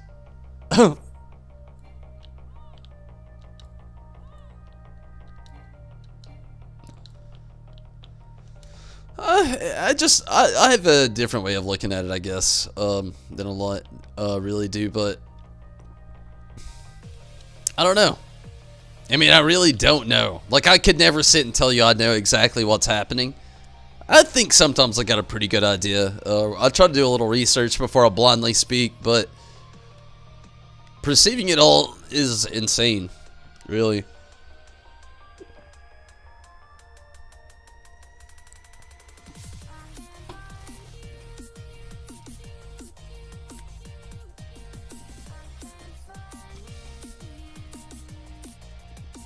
We do have the old Ghostbusters and, well, I guess the shitty reboot cast to stop them.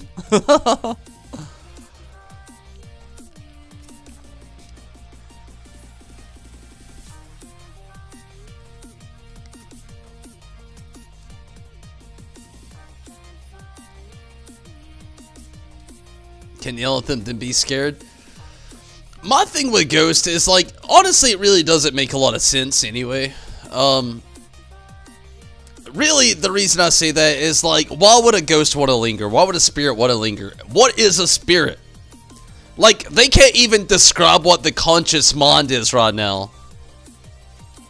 And they're saying that some spirit can linger on. I don't know. It's a hard thing for me to buy into. Like, really, mainly because angels and demons mainly cross into religion.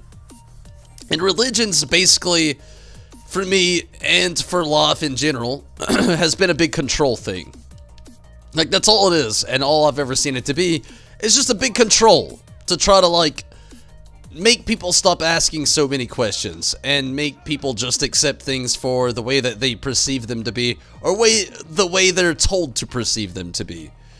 Which bothers me, because, again, you know, angels and demons is really tied into that hardcore, like, a lot to make people fear, which is a big thing in religion also, is fear, because that's how they've controlled people for all this time. Nobody wants to be the bad person. Nobody wants to go to that perceivable religion's hell, so to speak. So, I don't know, it's always really bothered me with the angels and demons thing. And so the only way that I could ever, like, really just strongly stop and believe into it, like I said, it was just to really just fully accept that life is a simulation and it's corrupt data. That's the only way it would make any sense. At all. Period. Like, even if you look at life through a scientific point of view, like taking out the equation of religion, taking out the equation of even maybe this is a perception of only reality and this is a simulation, like taking all that away, all you're left literally is with the fact that, I mean, it is just controlled belief through fear. That's the scientific fear. Like, there's no science behind a ghost. Like, they'll show you, like, some weird sound waves or some shadow in a camera. Okay, let's go in the dark. Let's be real fucking quiet with a device that picks up on the most fucking crazy sounds of all time. Ever, even if it's, you know, like in the situation you're in, super fucking quiet, and you got the lights off and nobody else is there, but people are breathing, and you probably got cell phones and all kinds of other shit in your pocket. Don't tell me you're not gonna have disrupting waves with technology going through there, and magnetic waves. Come on, ghosts? And you took a picture frantic because you thought it was a ghost, you were a little scared, you probably had the shakes a little bit. Let's be real, if you believe in ghosts, you probably believe in a lot of other shit, so your mind's on some other level of perception, and you just really can't explain ghosts to me. There's no real proof. Like, there's more evidence of life outside of this planet than there is ghosts. Like, realistically. Chaz, what's up? How's it going?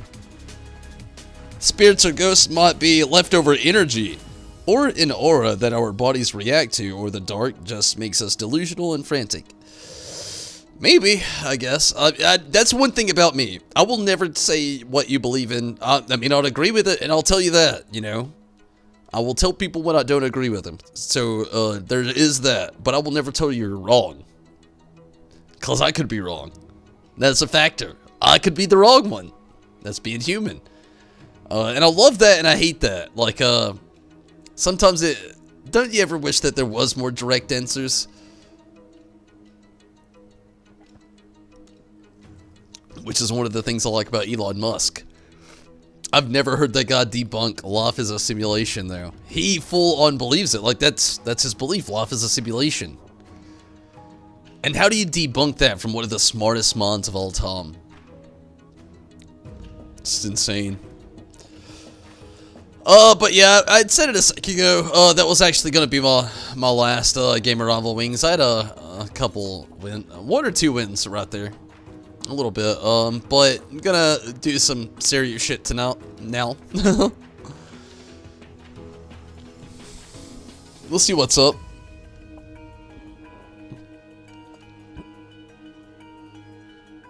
Much interference, to be sure. Yeah, really. No one ever mentions that ghosts could be singing to another dimension.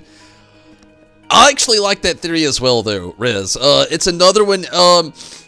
Okay. The theory of time travel. I love to use this.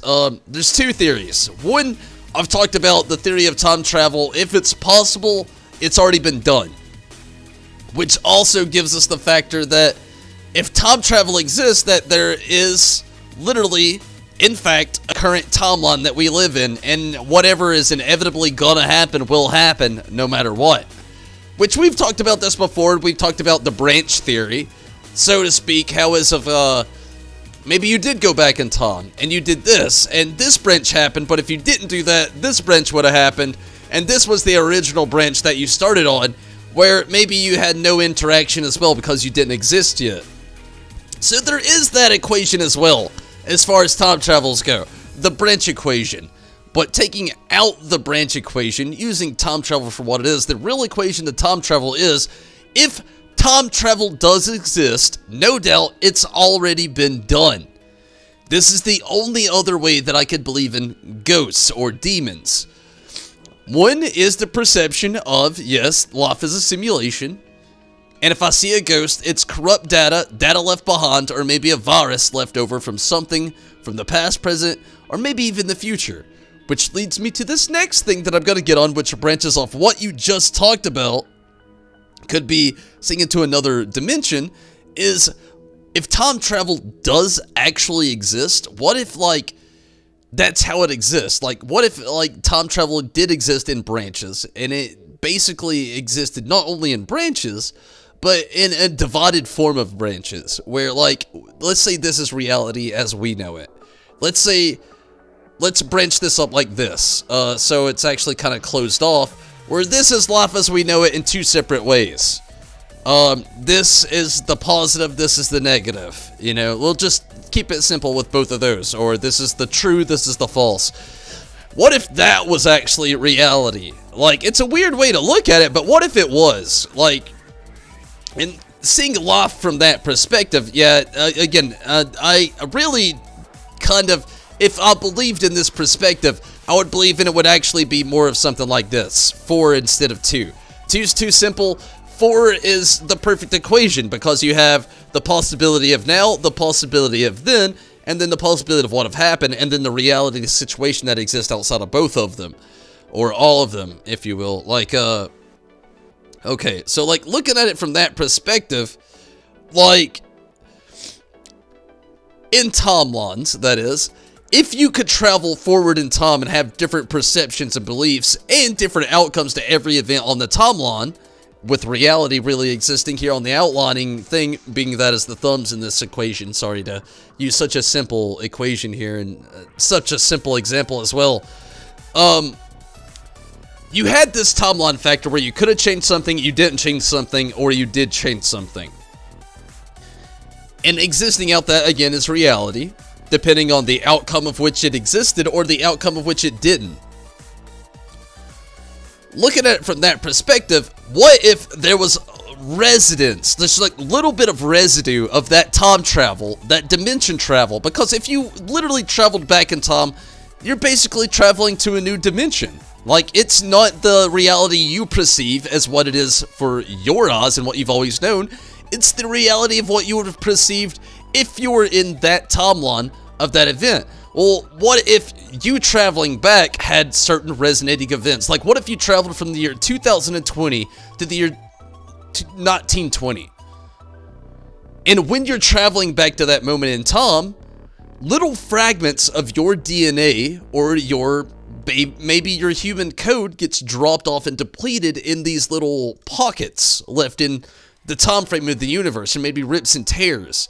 And that could actually be what a ghost or a demon was actually perceived as all this time. Like, what if, even dating back to, let's go to, like, Plato, you know, and, like, old archaeologists and old, like, scholars and philosophers, as what they perceived as an alternate reality or a ghost or somebody bending time and space and stuff like that, like, or even outward to certain parts of the galaxies and thinking about aliens, so to speak. What if that could have been another reality of that situation? Like, what if it was just rips and tears of the reality that where we've tried to, like, advance in technology have created small holes and, like, ramps, and just, you can't really perceive what's really going on, so we only get fragments of that. And it could be just resonated fragments of DNA or data left over from travel to other dimensions, or maybe time travel. Or then again, maybe it was, this is a simulation, it was leftover data or code. That's how I look at ghosts and demons, really. And that's mainly because a lot of it was fed through religion. And I'm not a religious guy. I'm not atheist, but I'm very agnostic. I believe in the what if. The what if, which is the big human condition of us, that what is, that I know AI definitely is not about, obviously. I like it, though. But it definitely fuels my brain to think in so many different ways. Like a parallel universe, oh man, I gotta catch up. Get behind that theory too, like too much interference to be sure. True. No one ever mentions that ghosts could be seeing into other dimensions. Very true. Like a parallel universe. Would you ever go into a well-known haunted demonic location with the equipment they use? Definitely. I'm not afraid of that at all. Like, not even 100. Like, literally, if you give me the equipment, I will go in there. Prove me wrong. I want to know that these entities of factual events exist. I would love that proof. Oh man, it would debunk so much theorizing things that keep me awake at night. Holy hell, I would actually approve of it more so. I would love that. You believe in spirit though? I think it could be a mix of all that. It could be. Time and space, maybe we were never meant to understand. That's the true meaning of it? And got lucky. Maybe. Another human condition, oddly enough, to really say is, we're curious. That's what we are. We want to know things. And when somebody tells us we can't, it makes us worse. We want to know even more. So maybe, that could be a thing. You know, maybe we're never meant to know, but I don't believe that, really. Because we get farther and farther and farther with each and every advance in science that we have. I just feel like the real end game isn't that we were not meant to know. I feel like the end game is more, we're going to be disappointed when we really find out. I feel like that's the real end game. It's something Elon Musk also said to me. It's like, well, he didn't say it to me. It's something I saw in a fucking, well, it was in the Joe Rogan, actually, the interview today, or podcast, whatever, which, again, wasn't today. It was like 7 months ago. I just watched it again today, because I've been in a weird place with, like, thinking about all this stuff, and so I really wanted to, like, convey back to something I had heard before, with a really intelligent mind really talking about how he feels about reality. And,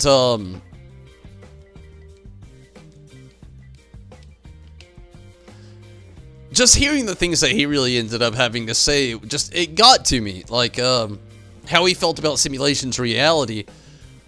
How he was telling, again, though to speak, told them to stop with AI, told them to slow down, it was going too far.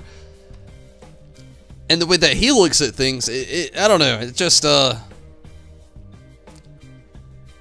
and again, you know, his perspective of the meaning of life, it's just understanding. It just blows my mind, you know, like, maybe we weren't meant to know, but I feel like we really were. But I'm not really 100% sure. Let me take a very quick restroom break. I'll be right back. Also, I'm going to grab a drink really quick. I'll make it as quick as possible. But I'll be right back. Let me hear your thoughts on all this, though. Like, all this, I love to hear it and I love to listen. But in the area that I live in, I really don't get to talk about this enough. So I love it when everybody has their thoughts and feed on all this as well. Give me just a moment, though. I'll be right back.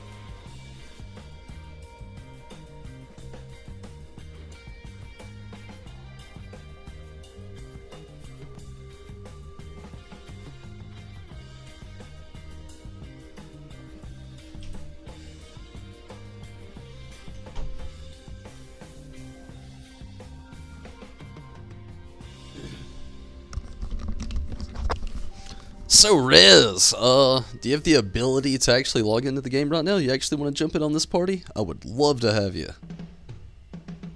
You feel as if there is any possibility for anything if life, honestly, nothing is reality impossible, and nothing is really tall tale. There's got to be a hint of truth to it. Well, that's one way of looking at reality and perceiving things. Being a realist, I'm kind of like that as well. But also as being a realist and agnostic, I strongly believe in the what if I'm wrong. Like, I never believe in the what if I'm right. That is something that is beyond my level of thinking, to be honest with you. I don't ever believe in the what if I'm right. Never. It's always the what if I'm wrong. Only because, like, really, some people say that's negative thinking. Like, the opposite of optimistic. It's really not. It helps you be a little bit more optimistic sometimes, because if you're literally thinking, like, what if you walked out your front door right now, and before you even, like, got into your car, the first thought of your car is like, what if my car doesn't crank? What am I gonna do? Is my cell phone charged? Can I call somebody? Do I have my house keys? Can I go right back inside just in case? Yeah, I mean, I think of the what if it doesn't. Never the what if it does. I love the what if it does. It always sounds so graceful, but I'm also... I've lived real life enough to know that the what if it doesn't is so much more apparent than the what if it does. So it's made me a realist in thinking that. But I also have... I've been wrong a billion times in life. So it also gets my curiosity pumped. It's like, if I've been wrong this time at this level of perception, where, like, I thought if I answered this question with that answer, that I would have been right, but I was proven wrong. It literally instantly makes my mind think that I'm not going to be right the first time around. So I'm instantly thinking I'm about to go into this doing it wrong, but that's okay, because I'll figure out how to do it, and later on in time, I'll learn that, and I'll do it more correctly. Which is, I think, is a really cool thing about AI, because that is literally the best way to explain how it works.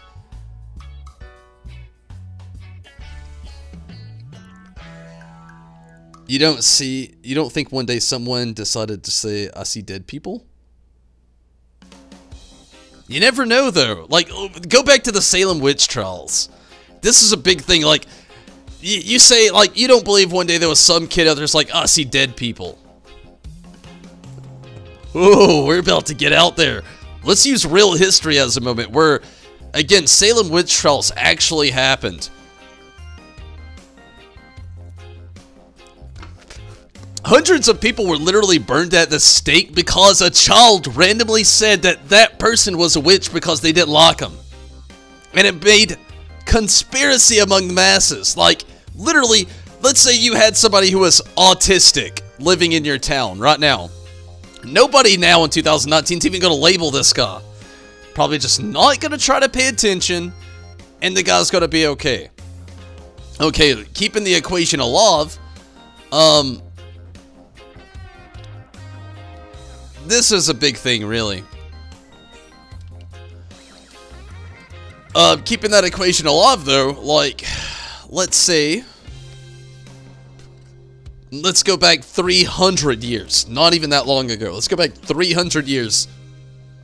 Or just back to the Salem witch trials. And this autistic kid had a different level of thinking. Or maybe it was Elon Musk. This is a good one to actually use. You will use Elon Musk. Back in 7 months ago when he did the thing with Joe Rogan, he literally said that when he was about 5 or 6 years old, he realized that he was strange. But he didn't want anybody to know because he didn't want to get locked up. This is coming from the guy who is building rockets to go into space, building self-driving electric cars, ahead of most people capable of perceiving what AI actually is. Coming from this guy, he literally had the perception in his brain that he would have been branded crazy. So think about this, going back to the Salem witch trials, we had different people who understood medicine. They got biology. They got how the humans worked and how we reacted to certain things. Children would see that, think they were creepy, or maybe not. They would think they were interesting, and they would be like, okay, people are getting burned alive in my town. I'm not about to talk to that kid. Well, that kid could have been like, okay, I thought you were cool, but now you're not going to talk to me? You're a witch. I'm telling everybody in this town you're a witch. He's a witch, and they're going to believe me. Why? Because I'm a kid. I'm going to go, like, do something crazy, like cut my wrist, and tell them that he did it for a science experiment. And then I'm going to tell my friends, and they'll agree with me because they know I don't lie. And when they see that, they'll just know. And they'll tell everybody, and when we tell everybody, we'll shut this guy down, and we'll burn him at the stake next Tuesday. We'll probably even have a dinner after. My mom always makes cake. Something like that. And literally a ghost story could have happened the exact same way. And it often does. You know, they'll literally create a ghost story. Somebody will say, my house is haunted. They'll get this big crew in here. They'll conduct these weird experiments, which are very small crews. Again, I might add. It's just like the Sasquatch crews. Every time they say they see Sasquatch. Not going to get into that one right now. But sure, they have proof, but what really is their proof? Like, how has there ever been a proof of a real ghost anywhere? Which is, again, why I think it's either a Terran-time ripple in space, data that is corrupt. I can go on with more factual evidence that I'm not debunking ghosts. I will sit here and tell you I could be wrong. Spirits, ghosts, demons, other realms could exist. It's possible. If you can theoretically think about it these days, it's 2019. It's probably possible. Okay, going back to another level of thinking here. Is it realistic? I don't know. You know, probably not. We'd just have to find out in future advancements in technology. But as of now, that's just my level of thinking. But I don't debunk it because I could very well be wrong. But that's how I look at it.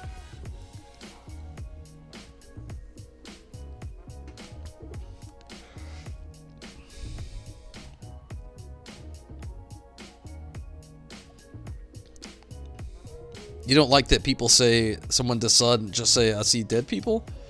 The only thing that has no truth to it is the people who think the earth is flat. I hate flat earth people. I hate to say the word hate and so strongly, but I hate flat earth people. It's like people who are so strong with a religion that they debunk science. I feel the exact same way. Those people are dumb. It's the same reason you believe in UFOs. Not everyone is lying about their experience or is crazy.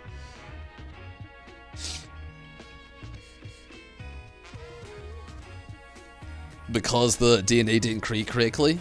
Witch trials were fueled by general ignorance, religious zealotry, and racism. Go play with a Ouija board. Honestly, the whole thing, even with a Ouija board, I feel like it's like a personal experience, to be honest with you. I know it's a lot of people with their hands on the board doing some weird ghost stuff, and it points out some crazy stuff. I feel like it's the inner psyche of a conjoined amount of people that see what all this conjoined amount of people's minds want them to see. I hate to say it, hate me for it. You ask me what a Ouija board is, I'm going to tell you that I don't believe in a spirit is behind it. No, I think a lot of people who are actively believing the exact same thing are moving around a piece on a board with a bunch of letters on it that's showing them exactly what their minds want them to see. The human mind is a crazy and powerful thing, but I'm going to give you the biggest reason I think that, and it's simple as fuck. I don't even have to explain it after I say it. It's either going to be dinging in your head about, oh, yeah, you could be right, or you're wrong and I'm not going to believe you. Please move on if that's the choice. I'm not going to argue over it ever, because I could be wrong too. But my theory really is, and it's super simple, placebo. Like, you give somebody a pill, you go to the doctor, you say you're sick. What if you're not really sick? What if you just watched a commercial that just literally set in your head for days now that you think you have symptoms of whatever this commercial was about? Possible. It happens every single fucking day. Millions of times a day. Literally. Literally. Look it up. Statistics. They're fucking awesome. Anyway, this distilled thought is in this person's head that they are sick, so they go to the doctor. The doctor knows they're not sick, but the doctor can't turn away a patient, and he's not going to say you're wrong. The doctor about, oh, well, I looked at this, and this is a little off, and maybe that could be why you're feeling that way. He's not about, you're not sick. I know you watched a commercial for, like, some random medicine today, and now you just think you got that symptoms, and you think you need the medicine. No, he's not going to say that. He's about, okay, I'm going to up your dosage on this, and I'm going to give you this to kind of, you know, just slide it in your daily active life, you know, make sure that you keep it regulated to make sure that you keep a little active, and you probably won't feel that way anymore. Easy, simple. Literally, he could have just prescribed you a sugar pill, which is the placebo effect that doctors use literally every single day, millions, billions probably times a year, to make a patient not only not just come back, but make them feel better about their experience at the doctor's office, because it's really a psychological experience. It's not really a medical experience. Yeah, if you broke your hand, it's a medical experience. If you have surgery, it's a surgical and medical experience. 99% of the time, it's a psychological experience going to the doctor. And I feel like that could be another thing fed through the masses with a lot of that stuff to sugarcoat things is the placebo effect. And the sugar-coated, we're going to give you this to just make you feel better about it. We're not going to debunk you or tell you you're wrong, but we're not going to tell you you're right. We're just going to let you think that we believe in what you have to say. Yeah, definitely never Google symptoms. Any doctor will say that as well. Never look up while you're sick. You also missed the party finder? Yeah. It's okay. Hopefully you can get on the next one. I'm sorry. I should have deleted at this point. I should fucking know better. It's really my bad. When you just have a cough. Yeah, for real.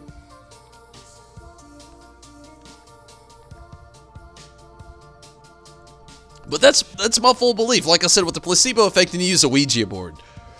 Like, let's say you have 5 people wanting to talk to their dead grandma.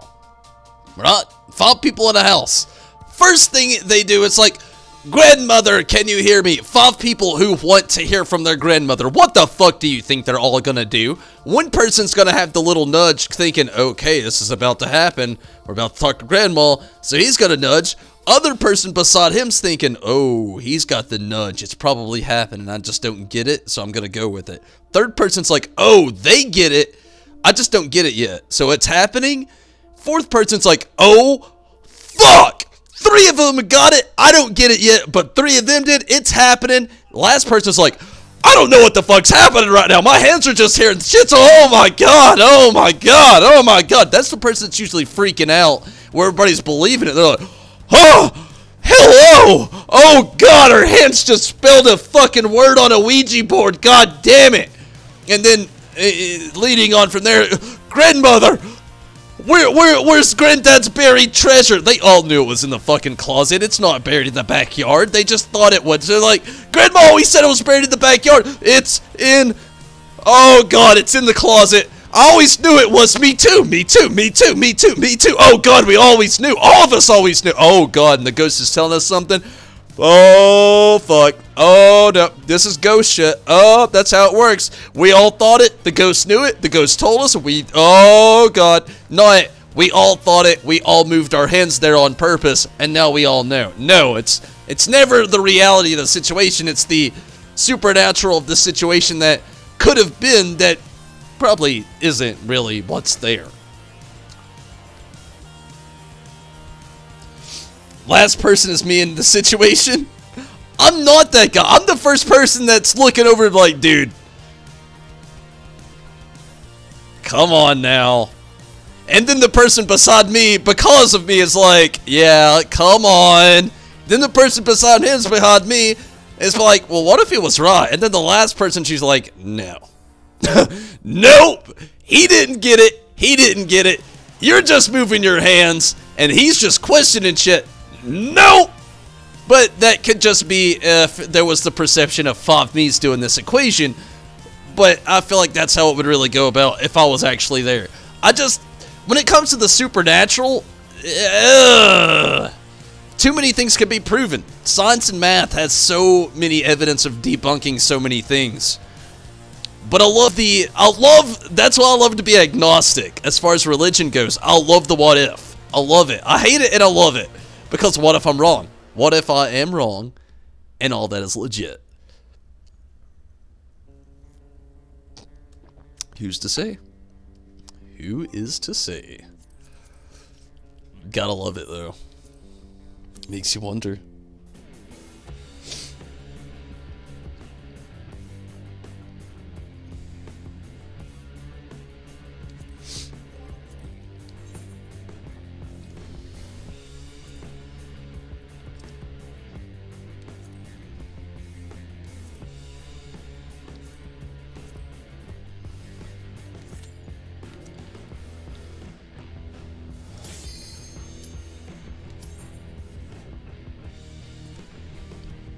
But again, as far as like spiritual stuff and demons and ghosts, the biggest and hardest thing for me to believe in all that is a lot of it is usually just hearsay. And if you really, a lot like witches and again Salem, if you really look at most of the evidence they have, it was because of children actually starting rumors. And people being so naive without the common knowledge of the things that we have now, which is sad to say really, that people could be so simple-minded, but it was really a big cause of a lot of those things back in the day. The cause of speculation of the things that we have now as far as angels and demons go. And thank you for the good luck. I actually know not a single person here. It's literally a whole team of people who are new to me. We have no markers set up. Nobody's setting up markers. This healer is boss hog like right in Seiryu's face right now. I don't know what that's about.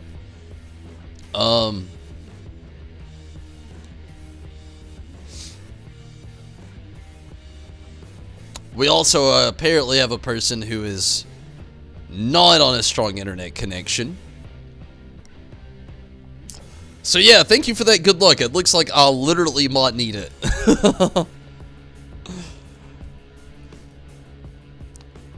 So yeah, who would hate me? And hopefully none of you would, but if I were to start to pursue my dreams to further increase my knowledge in the way the world works and the universe itself, but also I want to go to space. It's become on my...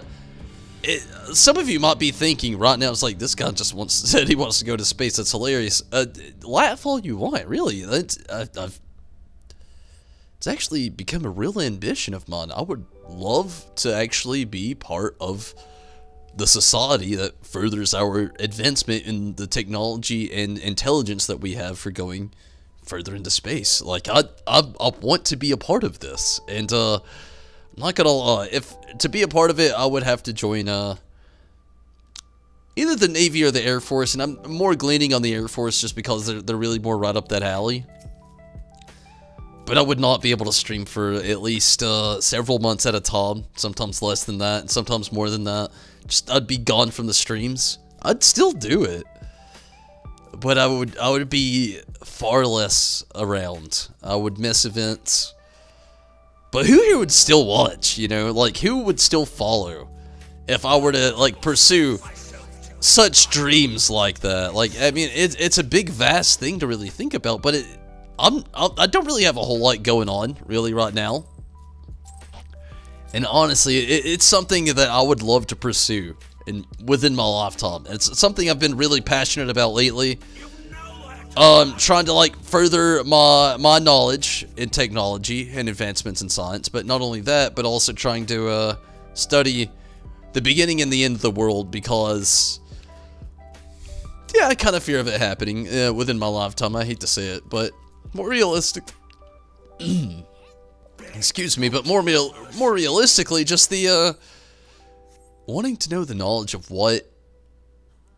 More or less of the what if. As much as I love the what if, I also fear it and hate it.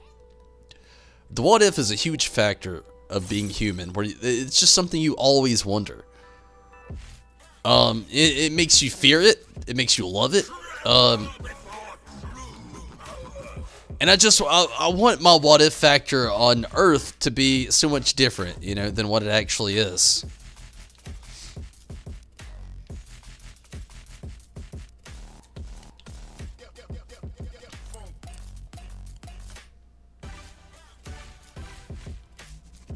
Someone already disconnected?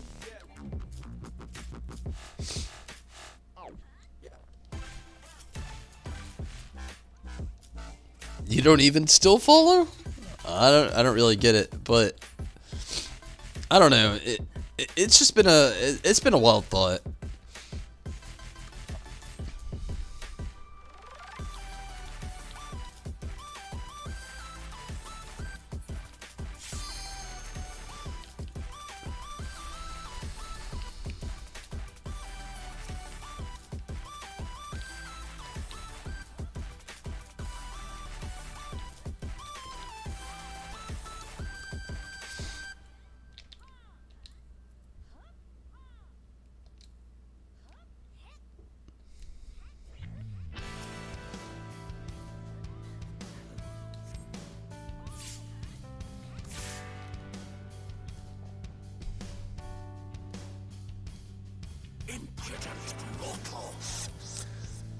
Believe me, with every little bit that I did learn more about space and reality and life, I would always share it. I mean, I feel like in the end of my life right now, I don't want to say in the end, obviously I'm still pretty young, it's just the pursuit of wanting to know things is just, it's always been a thing in my brain, wanting to know more about what we even are. You know, why are we here? What is our purpose?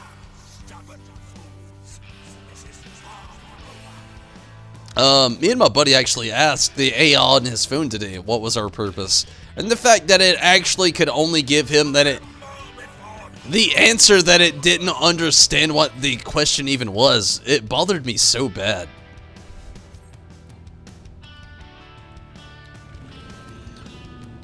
But that's kind of where we are. Like, perceiving reality is like your own perception at this point in life. Like, it's not what was written or what you even want it to be necessarily. It's how you perceive it. That is reality as of 2019. DPS seems good. I hope so. We're definitely really about to see. This is the deciding point if our DPS is actually good or not. This is that point.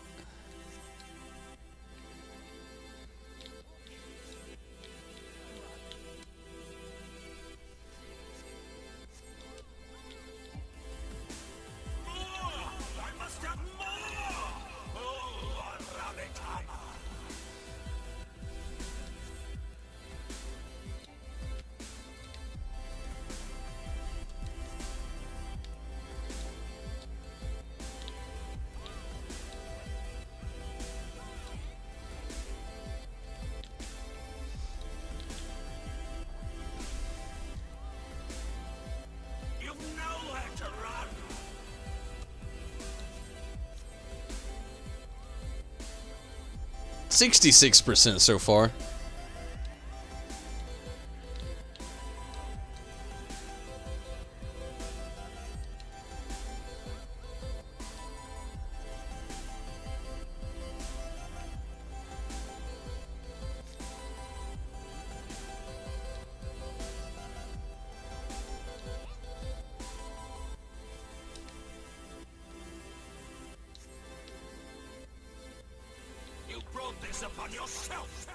I doubt it.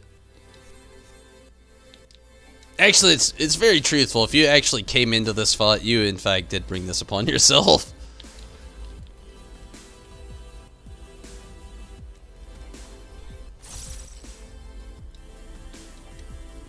Oh, I'm gonna die. I need a heal. I didn't receive one. Yep, I died. 55%. If reality is perception, then that means it's an illusion or a simulation.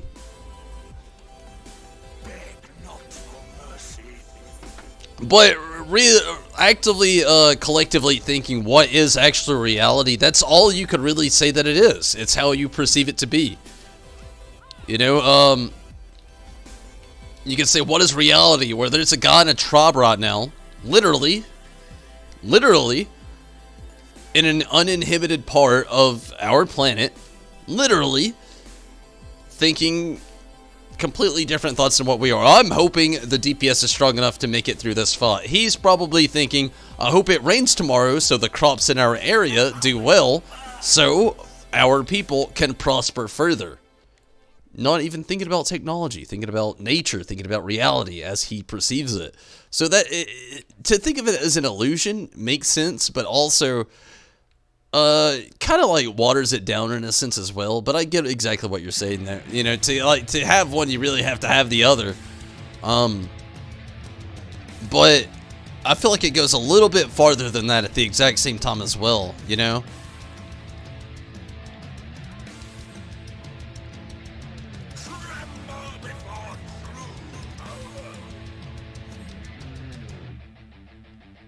Oh, C was totally compromised right there.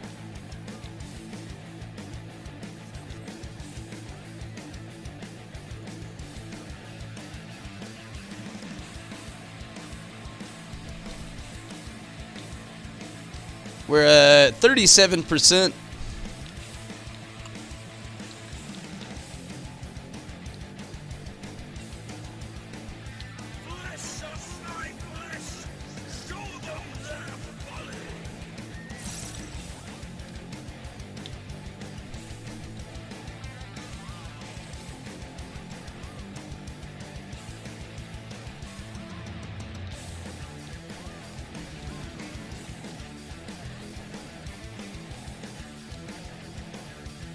Oof. 30%.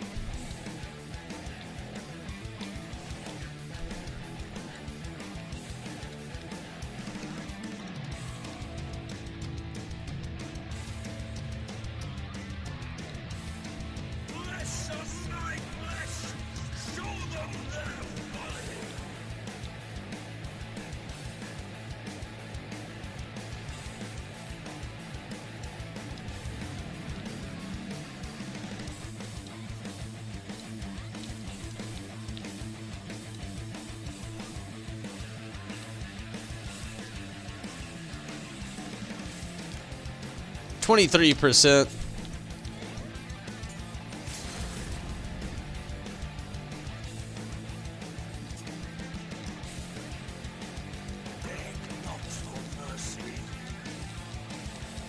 %.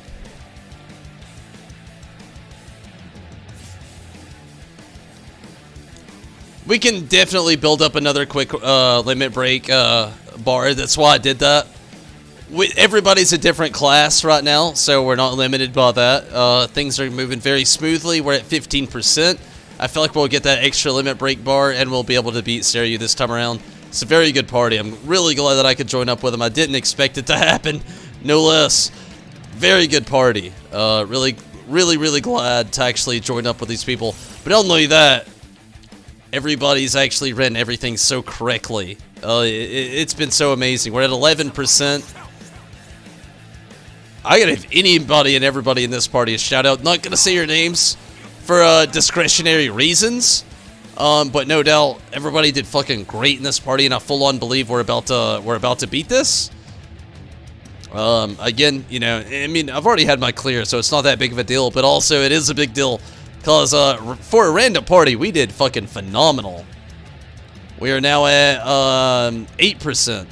No, 5%. That was just a 6. Holy shit.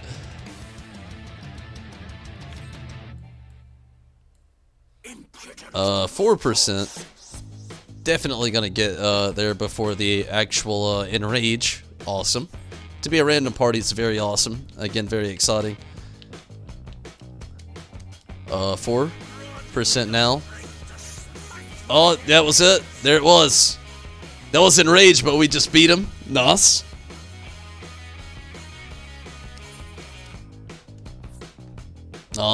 Paladin stuff.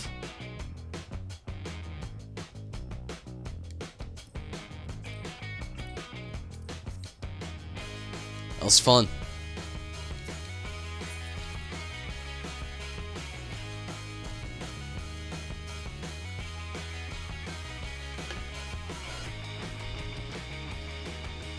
Even if it's a simulation, really is an illusion because it would be only one being or a group being perception or a picture of reality.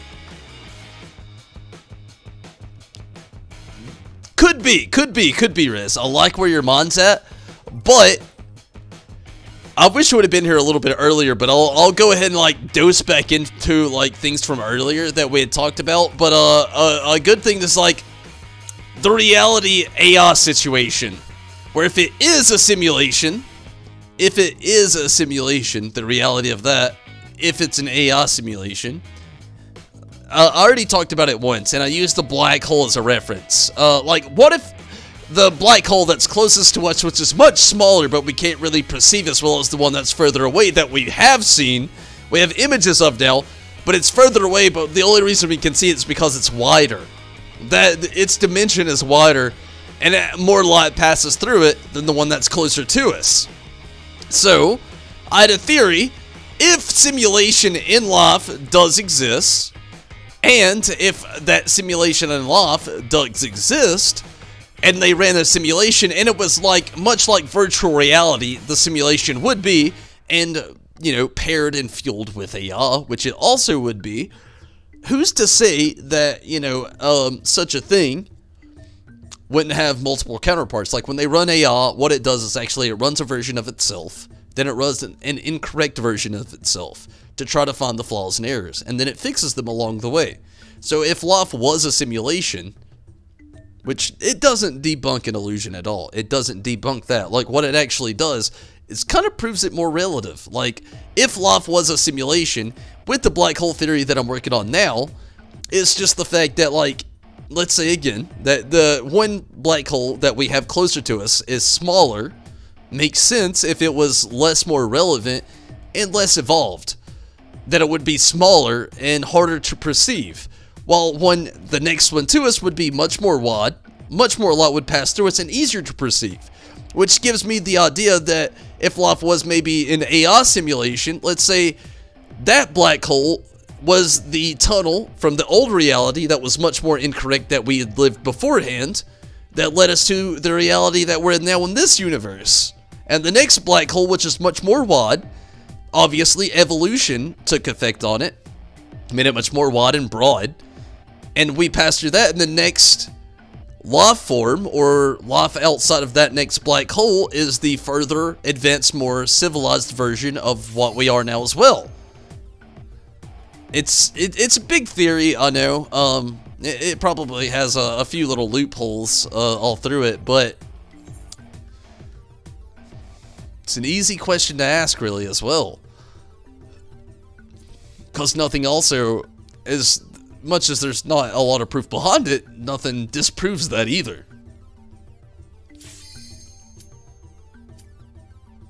Illusions upon illusions creates the big picture. I mean, pretty much. With ideology and being completely open-minded. Like, that's a big thing. You gotta, to really understand math and science and then the what if of life, you've really got to be a very open-minded individual.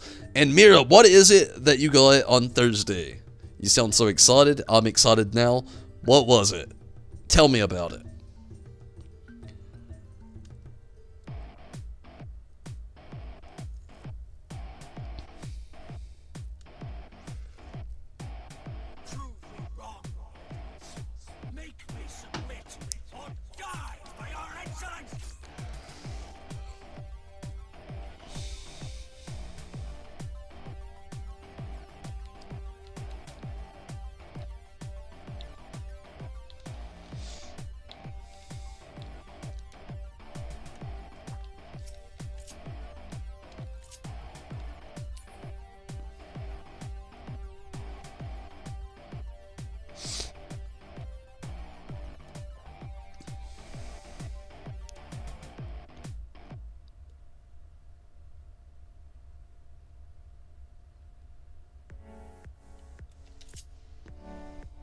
Netflix, nice. Watch One Strange Rock.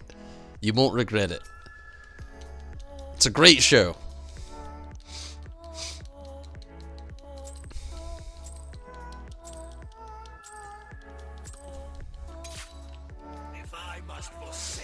Also watch Umbrella Academy. Definitely watch the Umbrella Academy. You'll like One Strange Rock, I believe, but you'll love the Umbrella Academy. Oh, man. Yeah, it's kinda comic book-esque. The lead singer from My Chemical Romance was the writer of the actual comic book version of the show, and I'm not really sure who directed it, but I mean, it's a great show. But also has a lot of it holds true to a lot of stuff I've been talking about lately. Obviously it's fictional. Nothing factual going down there, but still well written, great show. It's more like a very much like a better written CW TV show. Does anybody here else actually watch the Umbrella Academy? Like, it really is a great show. I recommend it by far amongst too many others.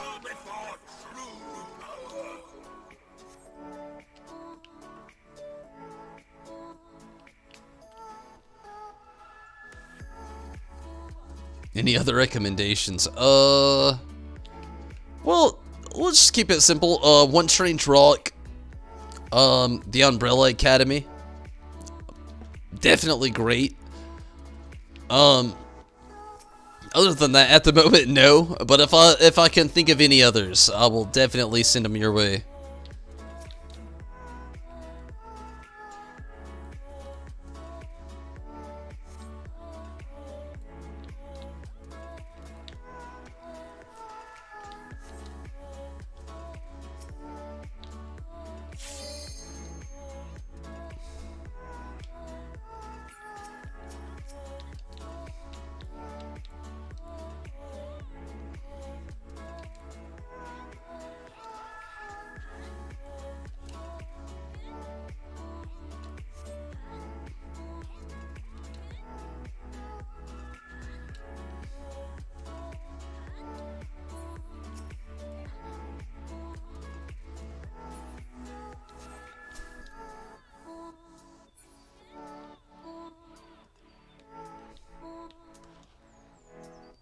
Do I like Marvel movies? I'm hit and miss. I do like most of them. I'm just, I literally am that guy that gets a little pissed when sometimes they don't hold up to comic book relativity.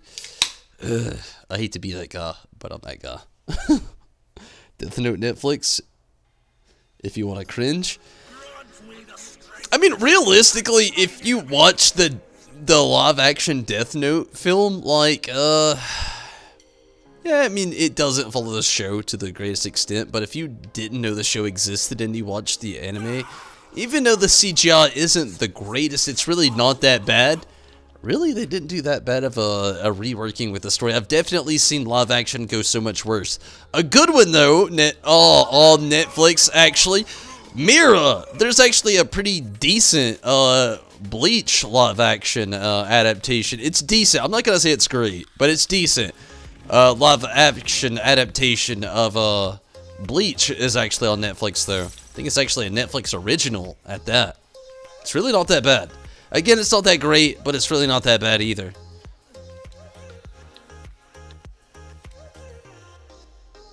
None can match my might. But yeah, I'm hit and miss with the Marvel movies. A lot of them, I really do like, but I hate the whole, like, I love comic book relativity. Like, if they're gonna follow a story, I wish they would actually follow it, not just fill it full of fucking movie magic. You know what I mean? Which always seems to happen.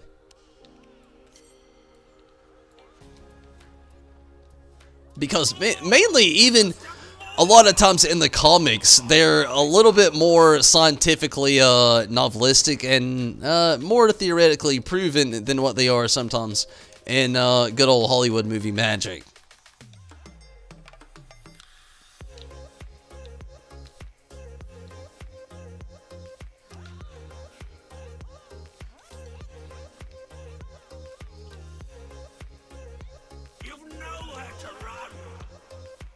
And decided about live action anime movies?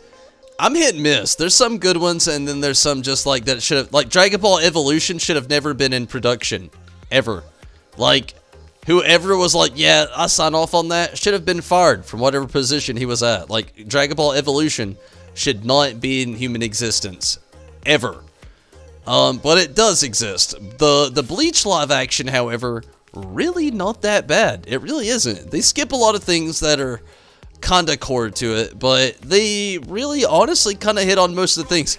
But it was an Americanized version. That's another thing to glean in on if you do watch any live action anime, and it was actually kept up to the Japanese standard. They usually do a pretty good job, and literally that was the perspective of the live action Bleach film. They didn't even make an American version of it. They just dubbed over the Japanese version. That's literally all they did. Really not too bad. Live action, The Last Airbender, oh god. Literally, that was just an edgy place to deal with. Like, I can tell them immediately what the problem was wrong. They took a whole, a series of something that took a whole season to explain to make sense and actually make you feel even compelled to the series, a whole season's worth of things, and made it into a 2-hour flick. Like, literally, roughly 10 hours, and they tried to make it 2. You just can't do that with a series like that. Like, as cool as it is, and as compelling as it is, you can throw in even all the heartfelt stuff, and it's still not enough. The story alone for The Last Airbender was so much more in-depth than that. And I feel like the people who made the live-action film of that just didn't take that consideration into effect as well as they should have. Never watching the Dragon Balls? Yeah, Dragon Ball Evolution was literally one of those times, like, I was not proud to be alive at that moment in my life. I can confidently say that. Like, when that happened, I'm just like, humans could have done so many other better things than that at that time and point in my life. That's how I feel about Dragon Ball Evolution. Like, I sometimes just want to know who the hell was, like, ahead of that. And why. That was not good.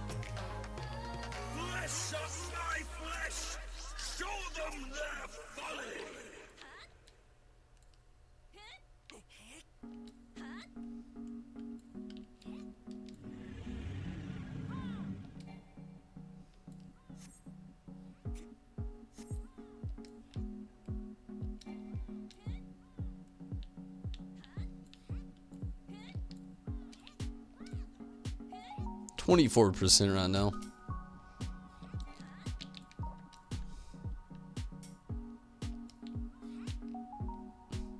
Beg not for mercy. I don't think anybody was.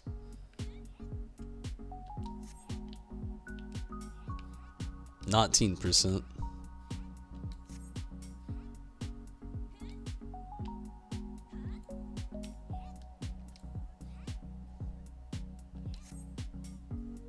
%.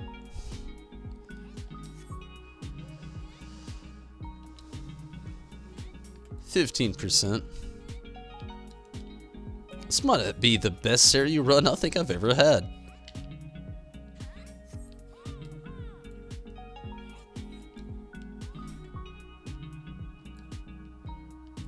You brought this upon yourself.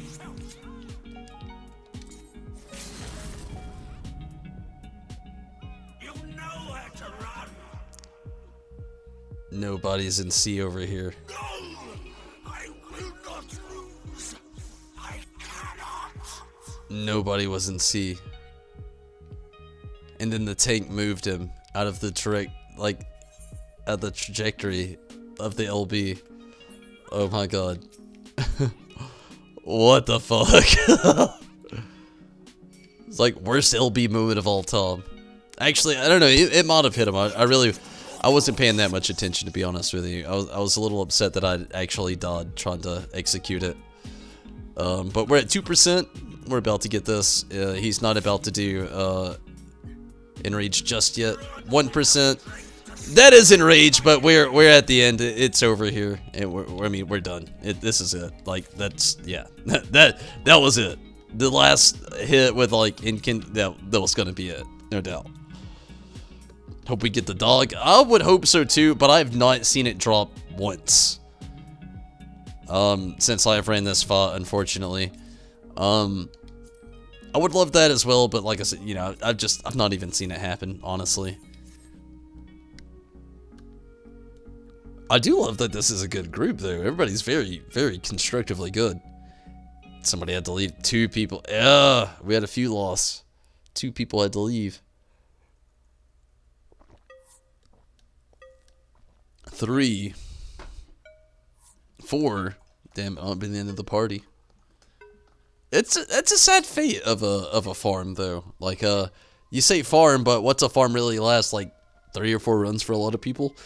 I'm gonna take one last quick restroom break. Gonna grab another drink, and if anybody else wants to actually join in on this party, it's gonna be my last few, maybe 1 or 2 runs with Seiryu here. If you want to get in on it, preferably if you've had the completion, or if you at least know the fight well enough to get the completion. Rez, I would love to have you. Looks like most people are leaving actually right now. Everybody's leaving. Yeah, I'm alone. Okay. But yeah, if you would actually like to join in on it, I'm gonna just like quickly throw the party finder back up really quick. Should be all good. If you've joined it and you've had the clear before and everything, like I said, please join in if you want to. I'll be right back. Gotta take a very quick restroom break. Gotta grab a drink, and I'll be right back.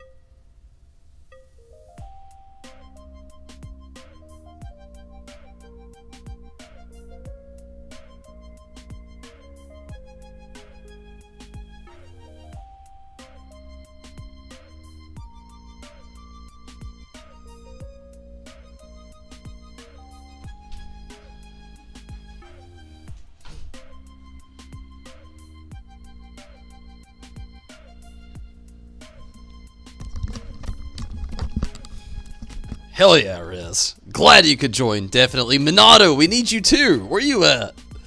Would love to have you in here as well, Minato. Definitely glad to have Riz.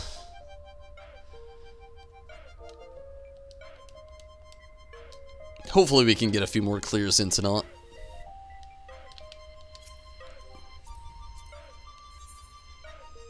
Had a few so far. Officially, I've caught up to my Tsukiyomi. 14 Seiryu clears. The only sad part is that out of the 14 Seiryu clears, I've not seen the dog drop once. Not even once.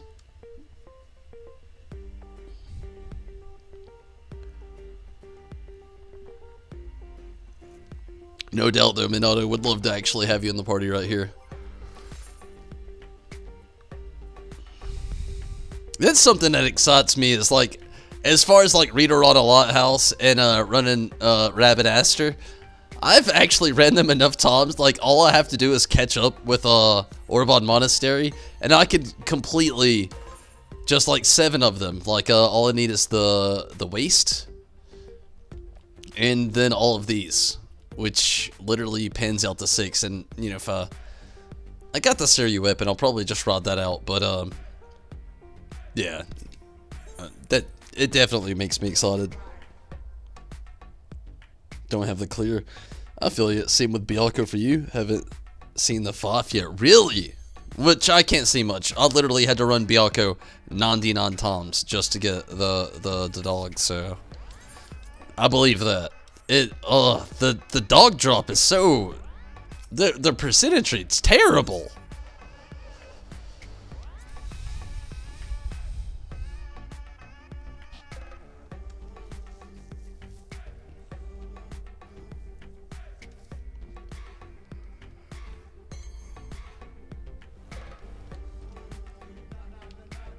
Let's not confide myself in here. Let's check out some places in Stormblood before it's all over, so to speak.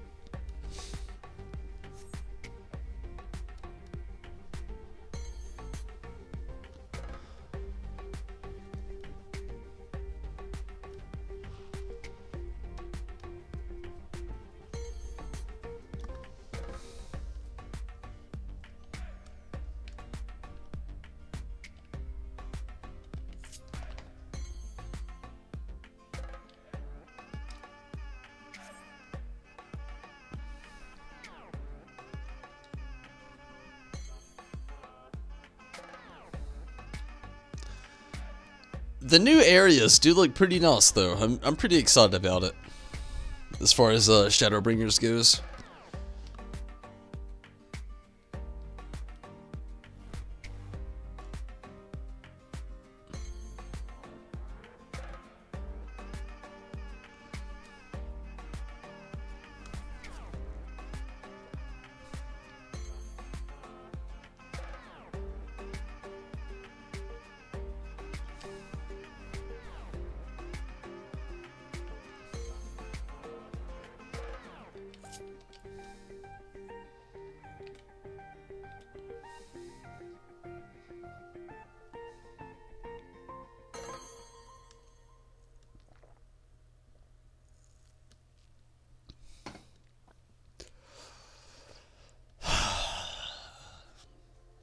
So, I'm really not going to be on here too much longer. It's definitely going to be my last party here with Seiryu.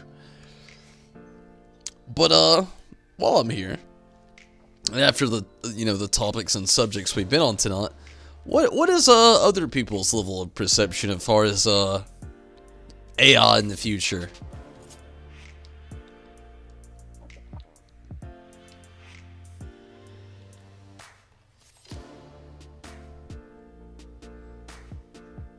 Or virtual reality. You know, that's a big thing too. Like, the farther we push AI, we also really glean in on the further pursuit of a virtual world. There's actually, with the Neuralink that Elon Musk is actually promoting very heavily is, at the end of your life, you know, you just kind of like ditch the vessel you're in and upload your consciousness into a different perception of reality. Basically like saying, theoretically, CME, hello internet, and just becoming part of it, just like that. Like, literally just like that. Like, that's the Neuralink theory. I don't know. I mean, I'm not against it at all. I just... curious. That's a big one.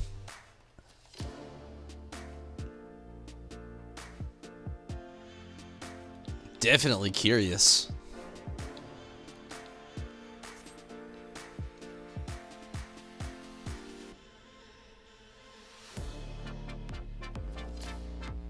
There's so much more they could have done with this place underwater.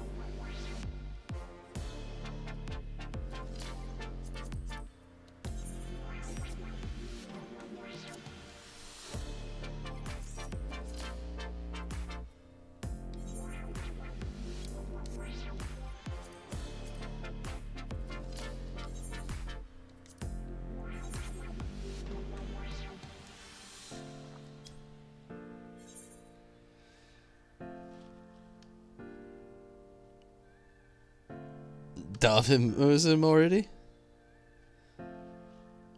What do you think will go down in Shadowbringers? I mean, they've kind of already given it to us.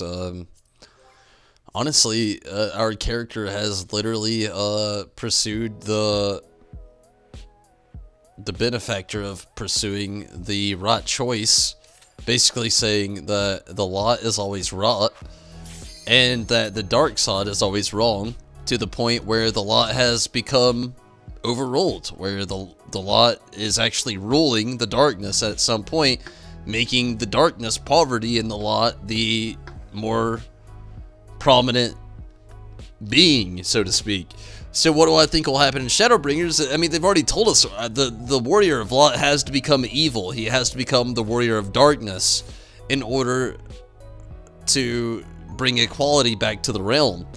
So what do I think will really happen? We're gonna be one realistic evil bastard fucking up some really fucking friendly looking people.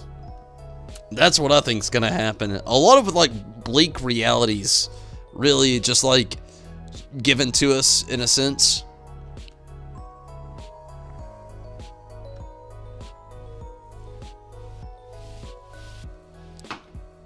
I also feel like a lot of the signs aren't going to be brought back to the reality like a lot of people think they are. Obviously, Y'shtola is going by the surname of Matoya now, so I don't think the signs are going to be coming back the same way as everybody think they will. And another thing, looking at Minfilia being a child in the trailers and everything, and so to speak ascending as a grown woman, really makes me wonder how they're going to be perceiving their timeline as well. So it's going to have all kinds of fuckery behind Shadowbringers, no doubt. I'm about it though. I want to see it. So one of your friends has been watching Game of Thrones and he just got the Red Wedding and wants to quit because of it. What? Red Wedding? Oh man, if that's where you draw the line in Game of Thrones, maybe you should quit watching it, is all I'm saying. Like, if you didn't draw the line in Season 1 when Ned Stark dies, okay, you made it through a testimony of that show. If you didn't make it past the point where, what's a good, another good one, where, Daenerys is literally becoming more and more prominent in the show. Which I'm about. I'm actually about. I'm pro Daenerys, actually, by the way, randomly to put it out there. But a lot of people aren't. So if you weren't at that point in, like, Season 3, you should already dipped. Anybody at this point that has, honestly is against the Red Wedding at that point of all the already fucked up shit that had happened in the show should quit watching there. because so many more fucked up things always seem to happen in the show. And this last season, I feel like it's really about to like pour out a lot of that fucked up shit. I mean, Game of Thrones, it's built on two things. Don't expect anything, and don't fall in love with anybody. And it's been the biggest prominent thing of the show, and even the book series. So maybe if he is drawing the line at Red Wedding, maybe it's for the best, because I don't think he's prepared for the worst to come at that point.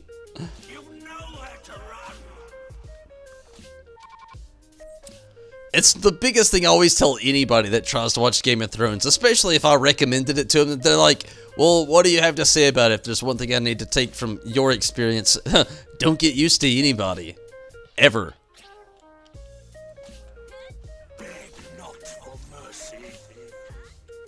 Also be completely open-minded, because the show's gonna throw it all at you.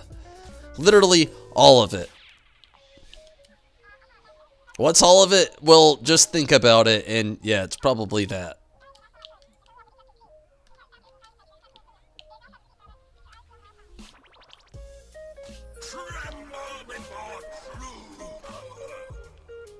The power.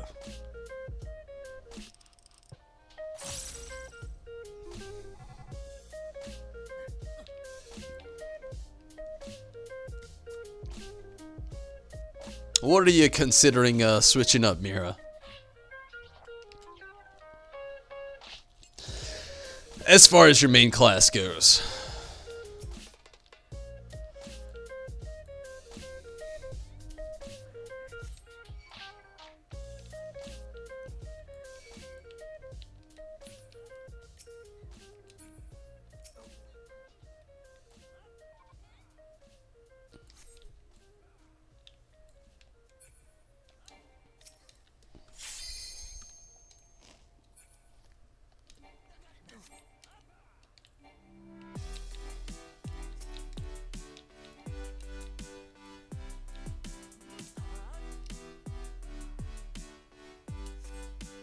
We're getting there. DPS is actually a little bit better than the last time around.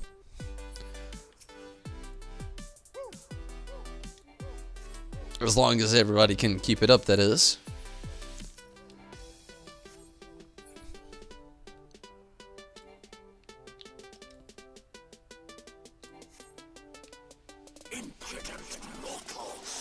Dancer.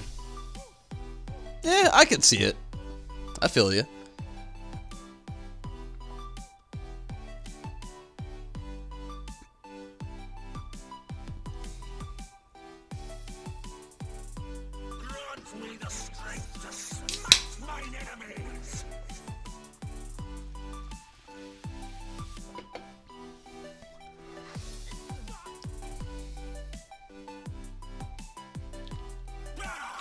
Ah!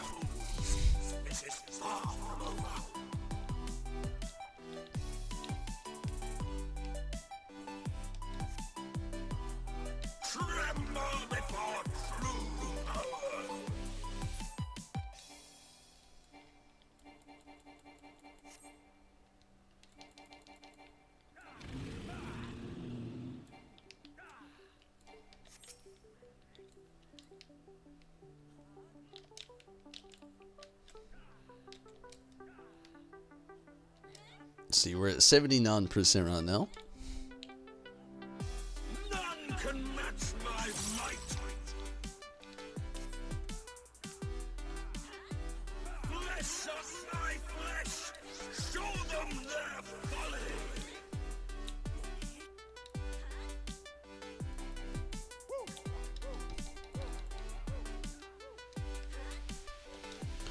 His favorite character is Arya, though, so I think he will continue.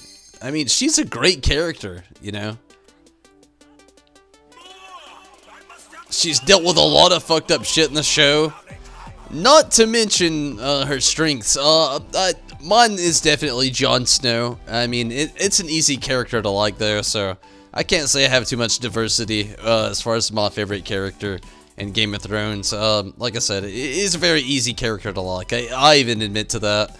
I really like Jon Snow, But I mean, it's basically the underdog. It's the bastard child to seemingly have no importance of any kind, to just like being the biggest puzzle piece to everything, seemingly. Which I'm also a big Daenerys fan. Again, you know, I talked about it a little while ago. I'm actually pretty much a huge Daenerys fan also. If you follow my beliefs in life, I believe in equality over things, and I feel like, you know, as far as like her fictional campaign toward the reality that she's actually trying to perceive as what they actually have in that timeline and that fictional world, I would have agreed with it, you know. It's very, it has its moments where it's like, you know, not completely perfect, but for the most part, it's, you know, it's pretty unflawed, realistically put. We're at 57%. Hopefully we can beef this up a little bit more. We're definitely gonna have to beef up the DPS just a tad bit more to get there, but I think we can do it with this party. Not too bad, but yeah, that's my standpoint with like the belief of Daenerys. But I do like Arya a lot, I do. But Jon Snow is hands down my favorite character.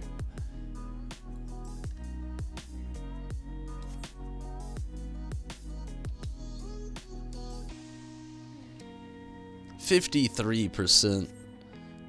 We're actually, I don't know. We're a little behind on DPS, to be honest with you. We should be a little bit further right now.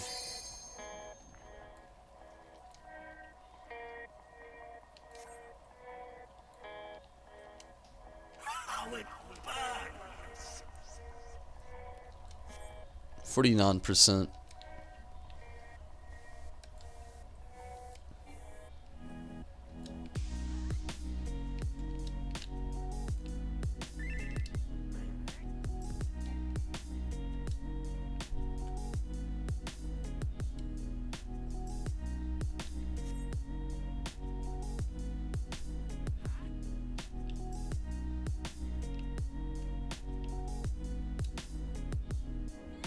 Tremble before true power.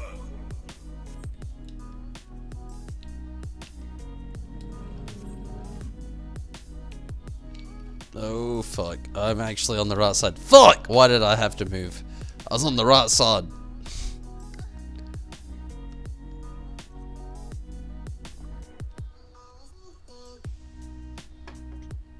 Oh, man. We actually had a full party whop right there. Damn.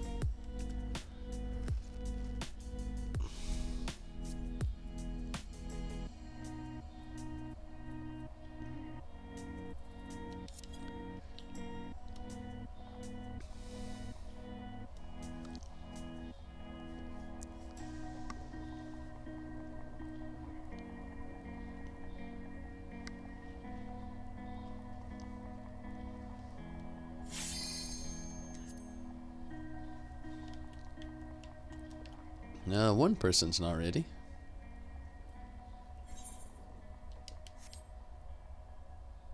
Is everybody?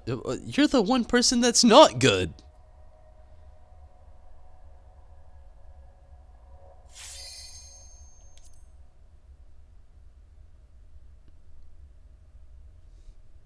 Don't tell me again. Again, same outcome. You're the last person in this ready check. Like, do you not realize that? Initialize this fight already. What the fuck?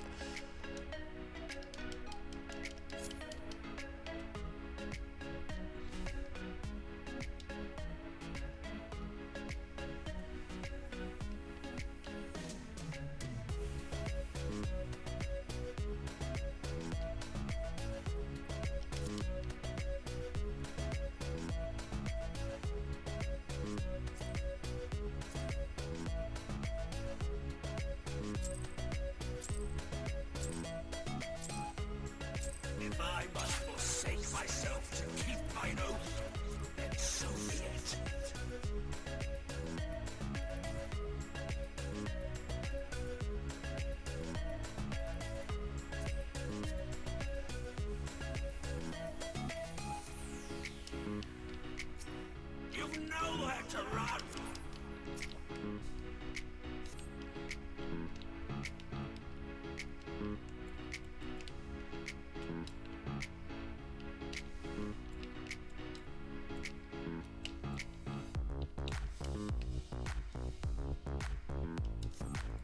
Beg not for mercy.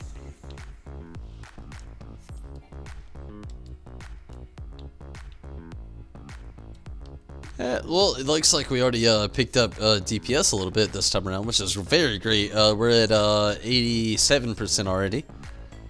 That's good. Tremble before true power.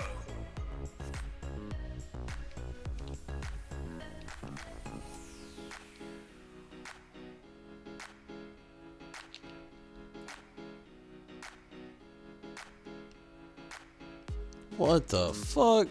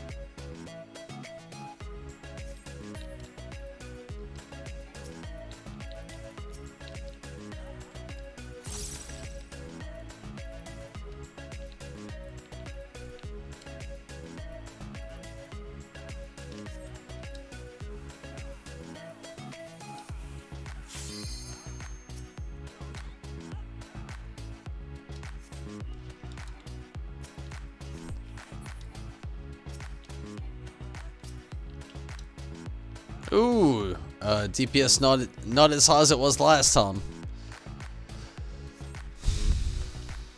Hopefully we'll all still be okay.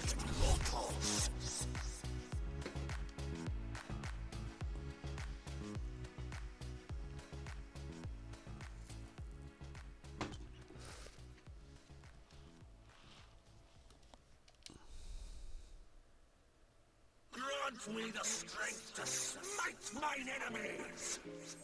Here we go.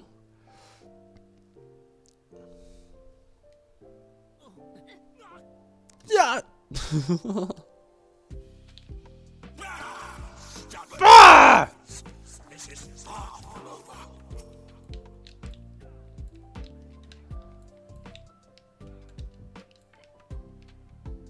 Tremble before true power.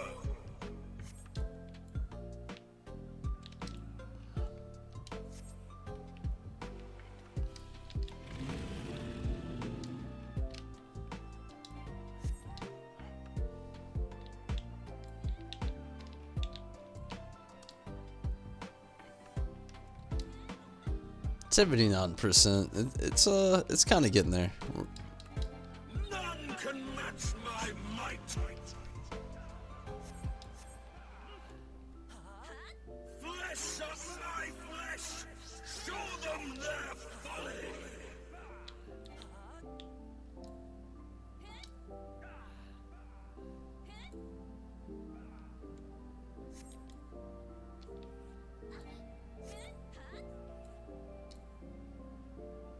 $74%. I must have more. We'll see the joy. I wish. Euthanasia, what's up? How are you tonight? How was the Saturday?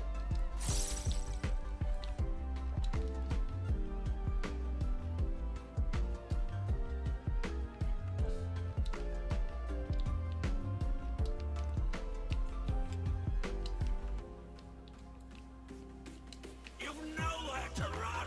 67%.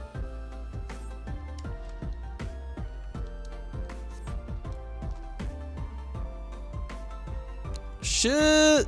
I was not paying attention.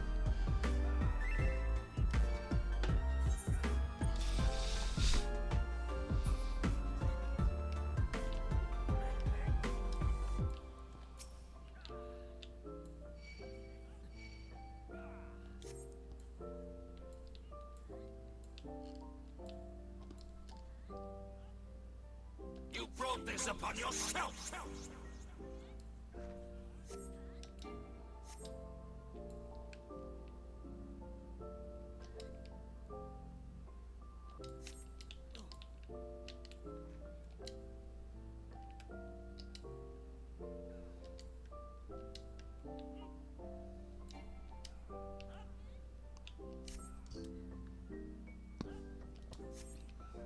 We're getting there.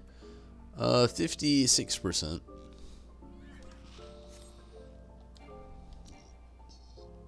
Slept already. Woke up 2 a.m. this morning. Whew. You're an hour ahead of I am. It's only 1:08 here. Actually.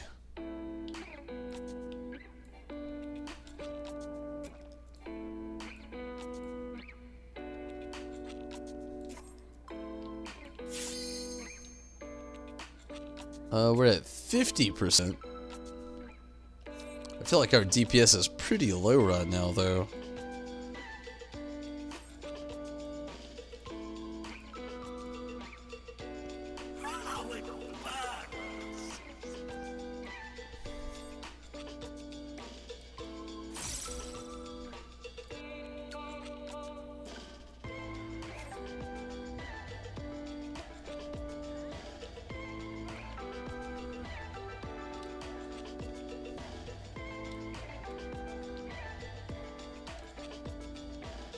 %.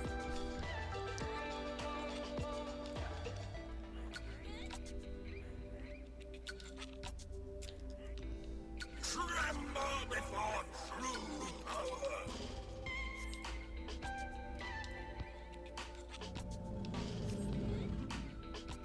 Ah, fuck, I'm so dead.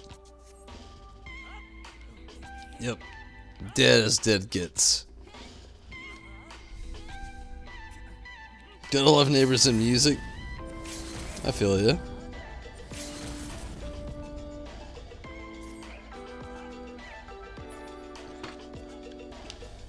Flesh of my flesh. Show them their folly. Oh, I am super dead. Super duper dead. Oh, somebody literally got me on that that save.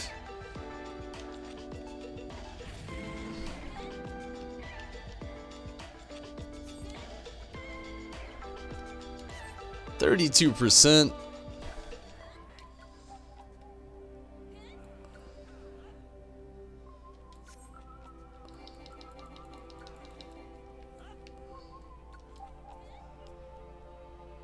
29%. Flesh of my flesh. Show them their folly.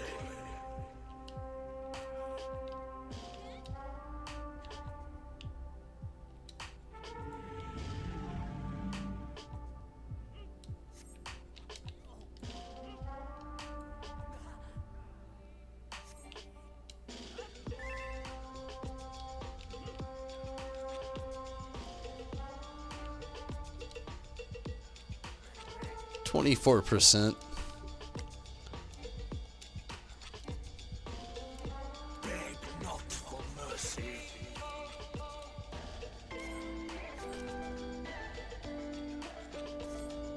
22%. Really getting there.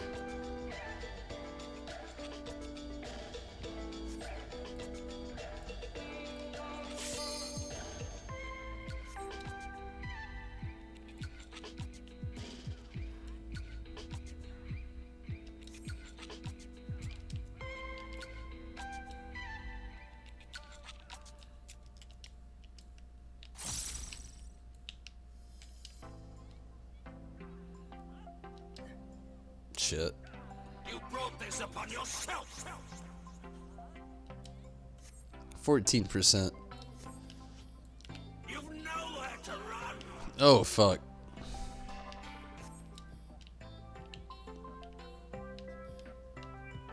Double fuck. We're at 12%. Man, we still have a little bit to go.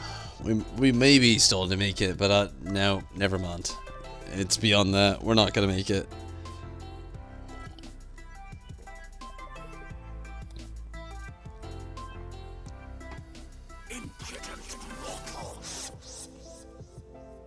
I think he might be doing his enrage as we speak.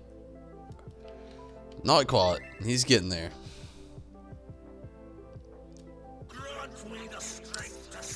Now, yes, that's the enrage. That's it right there as we speak. That's enrage. Happening, about to happen, and enrage. This is it. We done. Gotta love a simulation. That was my last run there. We already have people leaving. I already knew it would be. But I had a lot of fun tonight. But yeah, I'm gonna get out of here. Definitely had a lot of fun though. Definitely. Wish I could have got a little bit farther, but I knew how it would turn out, really. I'm just hungry and getting a little tired, and pretty sure I've got some stuff I got going on with my mom tomorrow. I'm not 100% sure, but pretty sure. So I'm gonna actually get out of here.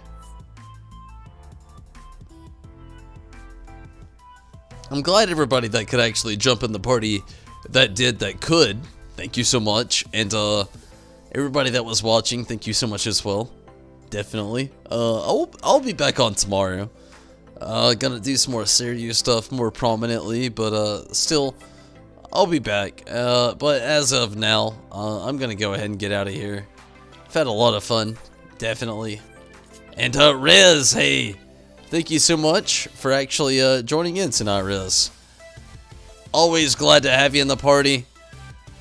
Always a person I can trust, no doubt. Thank you so much. But I'm gonna get out of here, everybody. Thank you so much for watching. It's been a decent night. I've had a few clears, but I'm gonna get out of here though. Thank you so much again for watching. I'm gone. Take it easy, have fun. I'm gone now.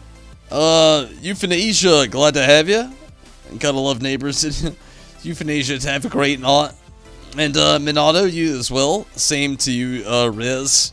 Thank you all so much for watching. Mira, glad to have you also. And Steven, I know you were in here tonight. And Azunami, thank you so much. Chaz, always a pleasure. Zombie, thank you so much. Rose, it was cool having you tonight. Always good to see you. It's been a while.